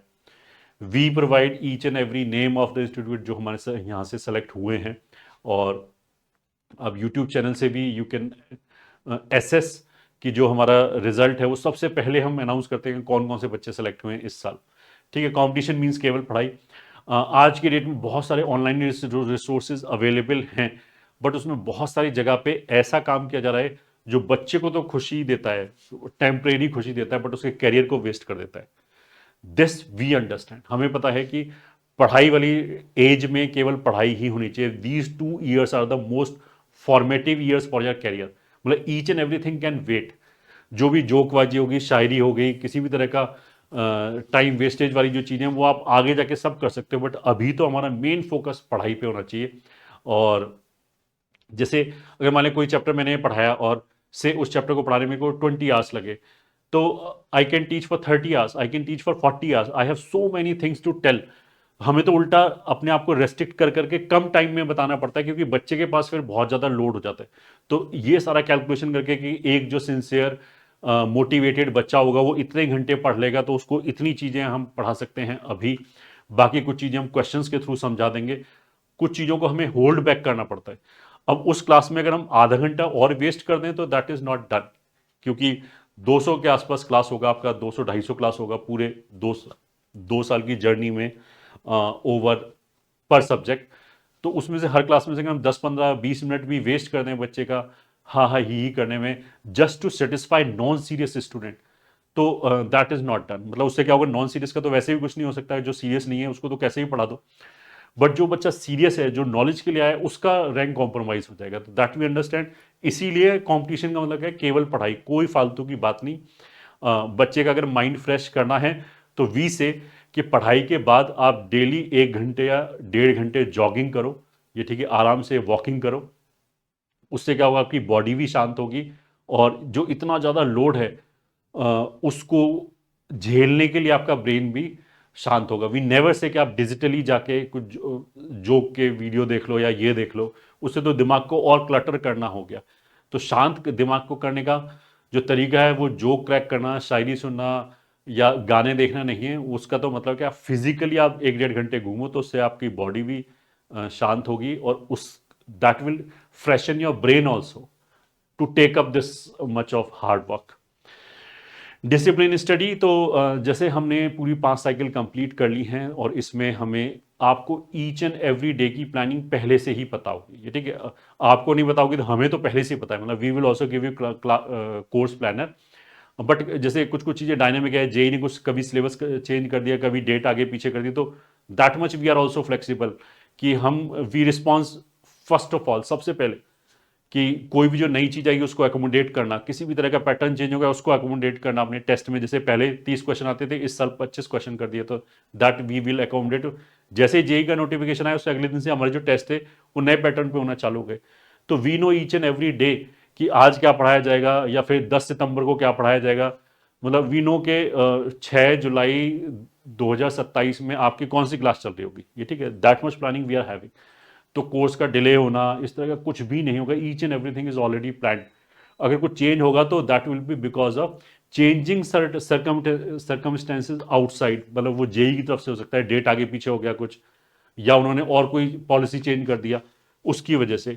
तो each and everything is there. तो बहुत सारे लोकल इंस्टीट्यूट में क्या करते हैं कि वहां पे कहीं कोर्स ही पूरा नहीं होता, मतलब एग्जाम आ गया, एग्जाम निकल गया, जेई का फर्स्ट मेंस का निकल गया, और लोकल नहीं, मतलब ये तो कोटा जैसी जगह में भी बहुत सारे रेप्यूटेड इंस्टीट्यूट में होता है कि जनवरी तक सिलेबस ही खत्म नहीं हुआ उनका, जाके फरवरी मार्च में खत्म हुआ है सिलेबस। तो उस तरह की प्रॉब्लम यहाँ पे नहीं आएगी। ग्रेडेड मटेरियल, जैसे मैंने बोला कि material plays a very important role, और इसमें बहुत ज़्यादा टाइम इन्वेस्ट किया जाता है। इसमें ऐसा नहीं है कोई भी क्वेश्चन हम कलेक्शन उठा के एक जगह डंप कर दें, या फिर उसका जो मटेरियल देने का पर्पज मार्केटिंग नहीं है कि हम बहुत ज़्यादा टफ क्वेश्चन दे दें, बच्चे से एक भी ना हो, फिर उसको लगे कि मेरे को तो कुछ आता ही नहीं, मैं ये मटेरियल खरीद लेता हूँ। ऐसा नहीं है, यहाँ पे धीरे धीरे बच्चों को उठाया जाता है, ग्रेडेड मटेरियल दिया जाता है कि उसकी भलाई में क्या है। हमारे पास तो लाखों क्वेश्चन का, जैसे बोलते हैं ना कि क्वेश्चन बैंक है, उनमें से अप्रोप्रिएट क्वेश्चन उठा के जो अभी रिसेंट के पेपर आए उनको एनालिसिस करके, तो वो पूरे एक रिसर्च टीम है जो इस सब काम में लगी है। तो that you will be getting customisable study. Offline classes में ये पॉसिबल नहीं है। अगर ऑफलाइन क्लास में आप किसी बैच में बैठे हुए हो तो आपको वही पढ़ना पड़ेगा जो उस बैच के लिए, पूरे बैच के लिए डिलीवर किया जा रहा है। कोटा में या फिर और किसी बड़े सेंटर पे जहाँ पे number of students are very large in a institute, वहाँ ऐसा हो सकता है कि वो शफलिंग करके होमोजीनियस बैच बनाने की कोशिश करें। यूजली छोटे प्लेसेस पे क्या होता है कि बच्चे जैसे कम होते हैं तो हर तरह का बच्चा एक बैच में बैठा होता है। उस बैच में वो भी बच्चा बैठा होता है कि जिसका 50 रैंक लाने का पोटेंशियल है, वो भी बैठा होता है जिसका 500 लाने का पोटेंशियल है, और वो भी बैठा होता है कि जो अभी 25,000 पे मेहनत करेगा तो वो 10,000 के अंदर आ सकता है। अब ऐसे बच्चे को जब एक ही क्लास में बैठा के जब हम पढ़ाते हैं तो ऑफकोर्स सब सारे बच्चों का जो इंटरेस्ट है वो कॉम्प्रोमाइज हो गया। जैसा मैंने बोला था कि रैंक 1 और रैंक 10,000 वाले के बीच में मार्क्स का ह्यूज डिफरेंस होता है। दोनों की जो एक्टिविटीज है वो बिल्कुल अलग अलग होंगी। इसके लिए अलग क्वेश्चन सेट होगा, इसके लिए अलग क्वेश्चन सेट होगा। अगर हम सबको एक ही जैसा पढ़ाने लगे तो ये सभी के साथ नाइंसाफी होगी। तो ऑनलाइन टीचिंग में, कंपटीशन में, this is the greatest advantage कि आप अपने हिसाब से पढ़ाई कर सकते हैं। मतलब आपको जो रिसोर्सेज दिए जाएंगे, आपको जो कस्टमाइजेशन दिया जाएगा, वो हर इंडिविजुअल बच्चे के हिसाब से दिया जा सकता है ताकि उसका मैक्सिमम फायदा हो। मतलब वो कुछ चीज, वो वही चीज पढ़ेगा जो उसको फायदेमंद है, वो चीज नहीं पढ़ेगा जो दूसरे के लिए पढ़ाई जा रही है बट उसको पढ़नी पड़ रही है बिकॉज वो सेम क्लास में बैठा है। तो these kind of things are possible हमारे यहाँ पे। मतलब कोर्सेज भी जो पढ़ाए जा रहे हैं उसमें भी we have normal lane, we have fast lane, we have mains oriented courses to facilitate these kind of customisation. मतलब हमारे पास बहुत वैरायटी ऑफ कोर्सेज है। तो बच्चे का अगर हमें लगता है कि ये बच्चा बहुत ही फास्ट ग्रेस्प कर रहा है और इसका तो हम जैसे अक्टूबर 27 की बजाय हम इसका जुलाई 27 में ही कोर्स खत्म कर सकते हैं और उसके बाद उसको जम के प्रैक्टिस और ज्यादा क्वेश्चन की करा सकते हैं। तो we will give him fast lane अभी से, ये ठीक, अभी से मतलब 2-3 महीने के बाद जब एक बार प्रॉपर जजमेंट हो जाए। तो ऐसी चीजें, customization is only possible in online institute like competition. That is a huge advantage.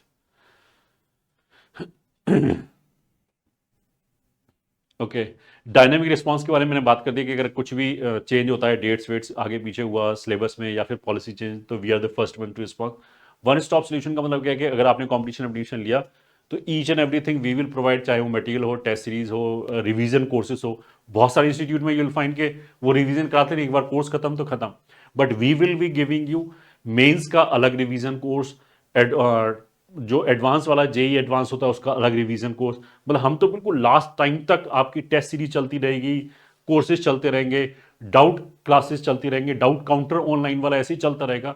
Each and everything we will provide. आपको किसी भी तरह की इंफॉर्मेशन के लिए बाहर जाने की जरूरत नहीं है। मतलब आप हमारे यूट्यूब चैनल पे जाके देख सकते हैं कि we also give you these kind of tips के फॉर्म कैसे फिलिंग करनी है, कौन कौन से फॉर्म्स आए हैं, इनका क्राइटेरिया क्या क्या है, ताकि बच्चे को बस एक ही जगह आए तो हमारी ऐप के अंदर इसको सारी इन्फॉर्मेशन मिल जाएगी, उसे इधर उधर कहीं भटकने की जरूरत नहीं पड़ेगी। कंप्लीट ऑथेंटिक गाइडेंस के बारे में जैसे आपने बताया कि जो टीम है they have decades of experience, और हर तरह के बच्चों को पढ़ाने का उनको अनुभव है। तो you will get the best possible authentic guidance का मतलब ये भी कि आजकल क्या है कि कुछ कुछ जो बच्चे अभी पास होके निकले हैं वो टिप्स देने लग जाते हैं without having any experience with the students. अब किसी बच्चे ने मान लिया 800 रैंक मान लिया उसका आया, अब वो अगर आके बताएगा विदाउट पढ़ाए हुए, मतलब 5-10 साल पढ़ा के, तो डिफरेंट डिफरेंट टाइप के बच्चों के साथ इंटरेक्ट करके वी गेट टू नो के इसकी थिंकिंग क्या है, इसकी थिंकिंग में क्या प्रॉब्लम है, या फिर बच्चों की सक्सेस ट्रेजेक्ट्री देख के also we are able to decide कि अगर ये बच्चा ये करेगा तो आगे चल के उसको इस तरह की दिक्कत आएगी। तो अगर किसी बच्चे ने जस्ट आईआईटी या फिर और किसी एनआईटी से पास किया है, भले उसकी अच्छी रैंक आई हो या कैसी भी रैंक आई हो, तो उसके बाद इस तरह के टेस्ट केस होते नहीं है, वो तो फिर तुक्का मार रहा होता है, वो तो फिर अपने प्रोजेक्शन पे चलाता है अच्छा ऐसे होता होगा विदाउट एनी एक्सपीरियंस। और वर्स्ट थिंग इसमें यह है कि यूजली वो अपने एंगल से देख रहा होता है कि अगर किसी की 800 रैंक आई है तो उसके दिमाग में वही बात जाएंगी जो उसकी मेंटेलिटी के बच्चों के दिमाग में जाएंगे उसके आसपास। मतलब ही कैनॉट थिंक कि 15,000 के रैंक वाला बच्चा क्या सोचता होगा, उसको क्या क्या दिक्कत होगी, उसको वो दिक्कत पता भी नहीं होगी। तो इसलिए बहुत सारी जगह पे बच्चे इस तरह की गाइडेंस में, मतलब जो बोलते हैं ना कि अनऑथेंटिक गाइडेंस है, अपरिपक्व जो गाइडेंस दिया जा रहा है उसके हिसाब से वो प्रिपरेशन चालू कर देते हैं। 6 महीने बाद उन्हें पता है this is not working, this is not helping me in any ways, कुछ भी नहीं हो रहा है। फिर जब उन्हें पता लगता है कि अच्छा ये तो गलत गाइडेंस था, तब वो कोर्स करेक्शन की अगर बात करेंगे भी तो definitely a major chunk of their preparation is lost, जिसकी वजह से वो डेफिनेटली कॉम्प्रोमाइज होगा। Stress over effectivity than popularity, जैसे मैंने बोला कि बच्चों की जो ये एज है वो काफ़ी ज़्यादा टेंडर एज है, तो उनको अगर मान लिया कोई किसी भी एक पर्टिकुलर वे में अगर उनको मैनिपुलेट करने की कोशिश करता है, तो बच्चे तो हो सकता है खुश हों आज की डेट में, और वो 2-3 महीने, 6 महीने, 8 महीने, 2 साल भी बच्चों को नहीं पता लगता है कि उनकी प्रिपरेशन बर्बाद हो रही है, वो ऐसे ही खुश रहते हैं, ये ठीक है। बट ये सब टीचर क्यों करते हैं? वो टीचर गुडी गुडी बातें बोलेंगे ताकि बच्चे लाइक करें, और विदाउट टेलिंग द स्टूडेंट्स कि आपको इस टाइम पे पढ़ना चाहिए, और पढ़ने के अलावा और कोई भी चीज़ नहीं है, बाकी everything, every distraction is time wastage, you should do this. तो हम यहाँ पे केवल वही बात करेंगे जो बच्चे की भलाई के लिए है। ऑफ कोर्स उसमें से मैक्सिमम जो बातें होंगी वो हार्डवर्क से रिलेटेड, डिसिप्लिन से रिलेटेड, टाइम वेस्ट नहीं करने से रिलेटेड होंगी, जो बहुत सारे बच्चों को पसंद नहीं आएगा। उन्हें तो लगेगा कि कोई फिल्म की बात कर दो, कोई क्रिकेट की बात कर दो, कोई हीरो हीरोइन की बात कर दो, तो इस तरह के डिस्ट्रैक्शन वाली बात यहाँ पे नहीं होगी। And we are ready to pay in terms of popularity. मतलब अगर मान लिया जो डिसिप्लिन और हार्ड वर्किंग स्टूडेंट्स है, वी वांट के बस वही पसंद करें, वो हमारे पास आए तो इट्स फाइन। अदर सपोर्ट जैसे एग्जामिनेशन, जेई का एग्जामिनेशन तो हो गया, इसके अलावा भी बिट सेट होता है, और भी एग्जामिनेशन होते हैं, बोर्ड्स का सपोर्ट हो गया, ये UGEE का हो गया, WBJE का एग्जामिनेशन होता है, MSCET का एग्जामिनेशन होता है। तो देखो कोर्स तो लगभग काफ़ी कुछ एक जैसा होता है, थोड़ा थोड़ा सा डिफरेंस होता है। तो हम इनकी अलग अलग टेस्ट सीरीज भी बच्चों को प्रोवाइड करते हैं कि ताकि उसको इधर उधर ना भटकना पड़े। बाकी बिट सेट के पेपर का लेवल थोड़ा सा अलग हो गया, अलग टाइप के क्वेश्चंस हो गए, तो that paper also we will provide. Board में बेसिकली अगर जो बच्चा IIT JEE की तैयारी कर रहा है तो उसका बेसिस तो CBSE का बोर्ड ही है, बट बोर्ड में कहते हैं कि लिखने विखने का थोड़ी सी टेक्निक अलग होती है, तो उसके लिए भी हम कुछ क्लासेस बच्चों की लगा देते हैं ताकि उसको वहाँ पे फायदा मिले। तो those kind of things are also there. Social angle का मतलब ये कि हमारी जो फर्स्ट प्रायोरिटी है that is student first approach. We were the first one in India जिन्होंने यूट्यूब के अंदर पूरा सिलेबस फ्री ऑफ कॉस्ट डाला उन बच्चों के लिए जो अफोर्ड नहीं कर सकते, ताकि अगर कोई भी बच्चा पढ़ना चाह रहा है तो पैसे उसके आड़े ना आए। तो जब ये मेंटालिटी हमारी टीम की है तो definitely we try to justify कि जो भी बच्चा हमारे ऊपर जिसने ट्रस्ट किया है उसका बेस्ट पॉसिबल रैंक आए। अगर वो हमारी बात सुनता है लास्ट तक तो ठीक है। ओके, अब लास्ट रहता है ऑनलाइन वर्सेस ऑफलाइन। तो बहुत सारे कोविड की तरफ से, कोविड के एरा में क्या हुआ, बहुत सारे नॉन सिंसियर इंस्टीट्यूट आ गए जिनकी वजह से ऑनलाइन थोड़ा सा जिसे बोलते हैं बदनाम भी हो गया, या फिर पेरेंट्स के परसेप्शन में ऐसा बैठता है कि ऑनलाइन से पढ़ाई नहीं होती। पिछले 1-2 साल में वो भी चेंज हो रहा है वापस। बहुत सारे बच्चे ऑफलाइन इंस्टीट्यूट में एडमिशन लेने के बाद, लाखों की फीस पे करने के बाद हमारे यूट्यूब चैनल से फ्री पढ़ रहे हैं, क्योंकि उन्हें वहां बहुत ज़्यादा समझ में आता है, वहां पे बहुत ज़्यादा डिलीवरी है in comparison to what they are getting in their offline, even after paying lakhs. फिर भी मैं कुछ कुछ पॉइंट बताता हूँ। Knowledge matters not mode. इसका मतलब ये कि अगर मतलब एग्जामिनेशन में कोई क्वेश्चन आता है तो उस क्वेश्चन को सॉल्व करने की अगर मेरे पास नॉलेज है तो फिर मेरे को उसमें मार्क्स मिल जाएंगे, इर्रिस्पेक्टिव ऑफ कि वो जो नॉलेज है वो मैंने ऑफलाइन क्लास में बैठ के सीखा है या ऑनलाइन क्लासेस में बैठ के सीखा है। Ultimately knowledge matters. इस बात का फर्क नहीं पड़ता कि मोड क्या था, वो किताब से पढ़ा, वीडियो देखा या क्लास में लाइव सुना, उससे कोई फर्क नहीं पड़ता। ठीक है, efficient online is much more efficient definitely, क्योंकि इसको कस्टमाइज किया जा सकता है हर बच्चे की नीड के हिसाब से। दूसरा, ऑफलाइन क्लास में जाते हैं, जैसे अगर टाइम स्लॉट हुआ 10 बजे से 11:30 बजे तक, तो 5-10 मिनट पहले बच्चे को जाना पड़ता है।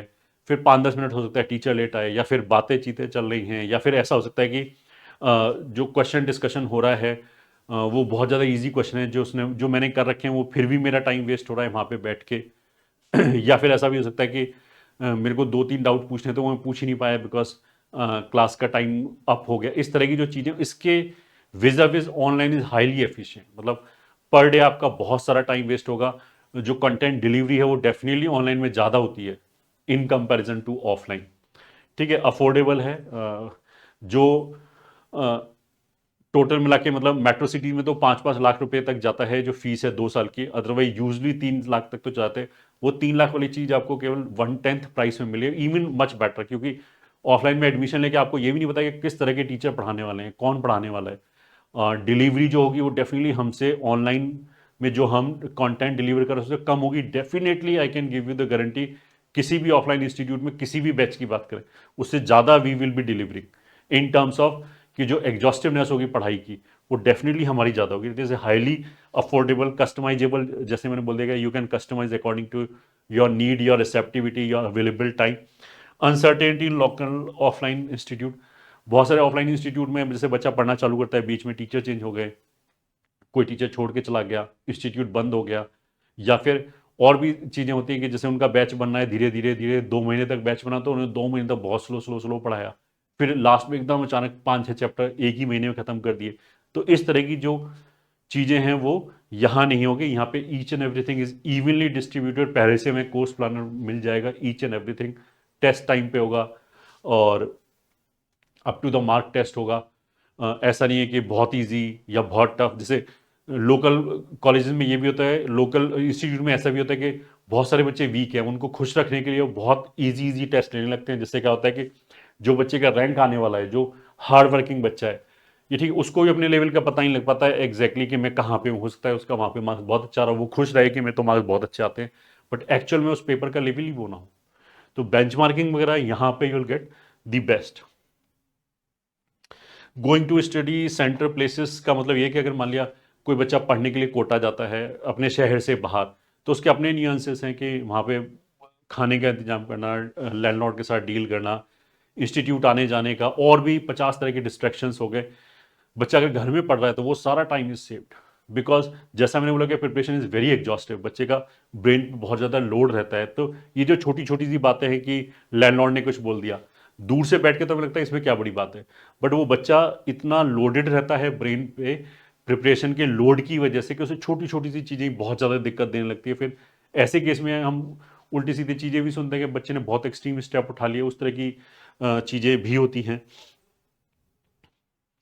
अनसर्टेनिटी इन फैकल्टी का मतलब क्या है कि मान लिया अपने घर से हम बहुत दूर गए या फिर अपने लोकल कोचिंग में पढ़ रहे हैं, वहाँ पे हमने लाखों की फीस भी दी, फिर भी हमें नहीं पता कि हमें कौन पढ़ाने वाला है। That is a black box. We never know कि उन टीचर की मतलब कितनी क्वालिफिकेशन है, कितना एक्सपीरियंस है, कितना हमारे साथ जेल करेंगे। तो ये तो प्रिपरेशन कम एक जुआ हो गया कि अगर सब कुछ बाई चांस सही रहा सही स्टार्ट हुआ और लास्ट तक सही रहा, कि बीच में कुछ फैकल्टी का साथ मूवमेंट ना हो जाए या फिर फैकल्टी चेंज ना हो जाए, हमारा बैच चेंज ना हो जाए, 50 तरह की अनसर्टेनिटीज़ हैं। अगर वो सब सही हुआ तभी हमारी रैंक हमारे पोटेंशियल के हिसाब से आएगी, otherwise there will be so many question marks. फिर टेंडर एज डिस्ट्रैक्शन का मतलब ये कि अगर बच्चा दूर पढ़ने जा रहा है तो उसमें और भी तरह के डिस्ट्रैक्शन होते हैं, बहुत तरह के टाइम वेस्टेज हो सकता है, फ्रेंडशिप हो सकती है, और भी तरह की चीज़ें हो सकती है कि बच्चा टाइम वेस्ट कर रहा हो, क्योंकि जब स्टडी का लोड आता है तो कुछ बच्चे फिर और कहीं सोलेस ढूंढने की कोशिश करते हैं, ये ठीक है, एंड दैट कुड बी कि मूवी देख रहे हैं, ऑनलाइन गेमिंग और भी 50 तरह की चीज़ें इस एज में जो भी डिस्ट्रैक्शन हो सकता है। बच्चा अगर घर पे है तो कम से कम ये सारी चीज़ें तो उसकी कट ऑफ रहेंगी, तो उसका 100% जो फोकस है वो पढ़ाई की तरफ ही रहेगा, तो डेफिनेटली उसका रैंक बेटर आएगा। एंड लास्ट में डिसिप्लिन हो गया। घर में अगर एक वॉच है तो डेफिनेटली बच्चे को एक ये तो लगता है कि मेरे को पढ़ना चाहिए, वरना ऊपर से ये इस तरह की वॉच है। जब बच्चा बाहर जाता है, 90 से I have taught in Kota for a decade, तो 99.9999% ऑफ पेरेंट्स बोलते हैं कि मेरे को तो अपने बच्चे पे पूरा यकीन है, और वो ऐसा है ही नहीं, मैंने बचपन से ऐसा देखा। सभी बच्चों के साथ ऐसे होता है क्योंकि सारे लगभग टॉपर्स ही होते हैं, तो सारे बच्चे लगभग 10 तक ऐसे ही होते हैं, अच्छे ही होते हैं। बट फिर भी उस जैसी जगह पे, मैंने कोटा, इट कुड भी पटना, इट कुड भी दिल्ली, हर जगह की बात है, तो कोटा तो मैंने पढ़ा है इसलिए मैं एग्जाम्पल दे रहा हूँ।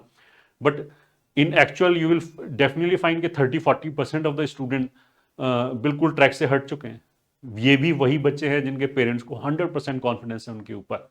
तो इस तरह की जो एज है जिसमें इस तरह के डिस्ट्रैक्शन है, वो तो वहाँ पे होगा ही होगा, मतलब इनडिसिप्लिन होगा ही होगा।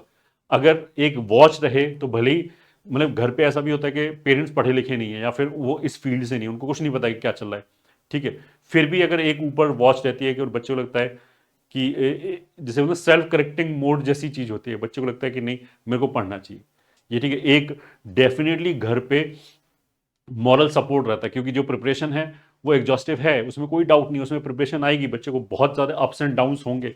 तो उस टाइम पे अगर घर पे बात करने वाला, कंधे पे हाथ रखने वाले पेरेंट्स में से कुछ होता है तो बच्चा उसके थ्रू निकल जाता है, that is also part of the preparation. जब बच्चा दूर बैठा होता है तो भी पेरेंट्स बोलते हैं हम फ़ोन पे बात कर लेते हैं, फ़ोन पे बात कर लेते हो, इसमें कोई डाउट नहीं है, but you should also understand कि बच्चे फ़ोन पे सारी बातें नहीं बता पाते, मतलब बहुत सारी बातें तो जब आप फेस टू फेस बात करते हो तभी आपको समझ आती है, क्योंकि बच्चे के ऊपर जो बच्चा यूजली इंटेलिजेंट होता है या फिर जो उसने बच्चे ने अभी तक एकेडमिकली अच्छा कर रखा होता है वो बहुत सेंसिटिव भी होता है। फिर जब वो बाहर बैठा होता है, मोस्ट ऑफ द बच्चे मिडिल क्लास के होते हैं, उनको फिर ये लगता है कि मेरे पेरेंट्स को इतनी आशा थी, इतना पैसे खर्च हो गया, अब इनको मैं बोल दूँ कि सब कुछ सही नहीं चल रहा तो फिर इनको कैसा लगेगा, मेरा मूड तो खराब ही है, इनका मूड भी खराब कर, इस तरह की जो चीज़ें होती है 50 तरह की, दैट इज डेफिनेटली देयर। तो even if they have a potential, but इस तरह की जो चीज़ें थी कि राइट टाइम पे उनको मॉरल सपोर्ट नहीं मिला तो बच्चा ट्रैक से हट गया या वो डिप्रेस हो गया, डिप्रेशन में चला, इस तरह की चीज़ें होती हैं घर के इन्वायरमेंट में। These things are a big bonus. ठीक है, तो दैट्स इट। आई होप कि जो बच्चे प्रिपरेशन कर रहे हैं 2027 की, उन्होंने ये पूरा वीडियो इन्जॉय किया होगा and it would be helpful. और अगर किसी भी बच्चे का मान लिया 2-4 घंटे भी हमने या फिर 1-2 महीना भी जो उनका वेस्ट होने वाला था वो हमने बचा लिया, तो I will think this video was useful. If you have any kind of doubt तो आप इसके कमेंट सेक्शन में, इस वीडियो के कमेंट सेक्शन में पूछ सकते हैं, and I will try to answer each and every question जो इसमें कवर नहीं हुआ होगा। And all the very best, I will say keep working hard. शायद इस वीडियो की टोन से काफ़ी बच्चों को ऐसा लगता है इट इज़ इम्पॉसिबल, बट ऐसा नहीं है। इम्पॉसिबल नहीं है, जो बच्चे सेलेक्ट होंगे डेफिनेटली वो भी those students will be among you only, मतलब आप में से ही वो आएंगे, आप ही के एज ग्रुप के बच्चे होंगे।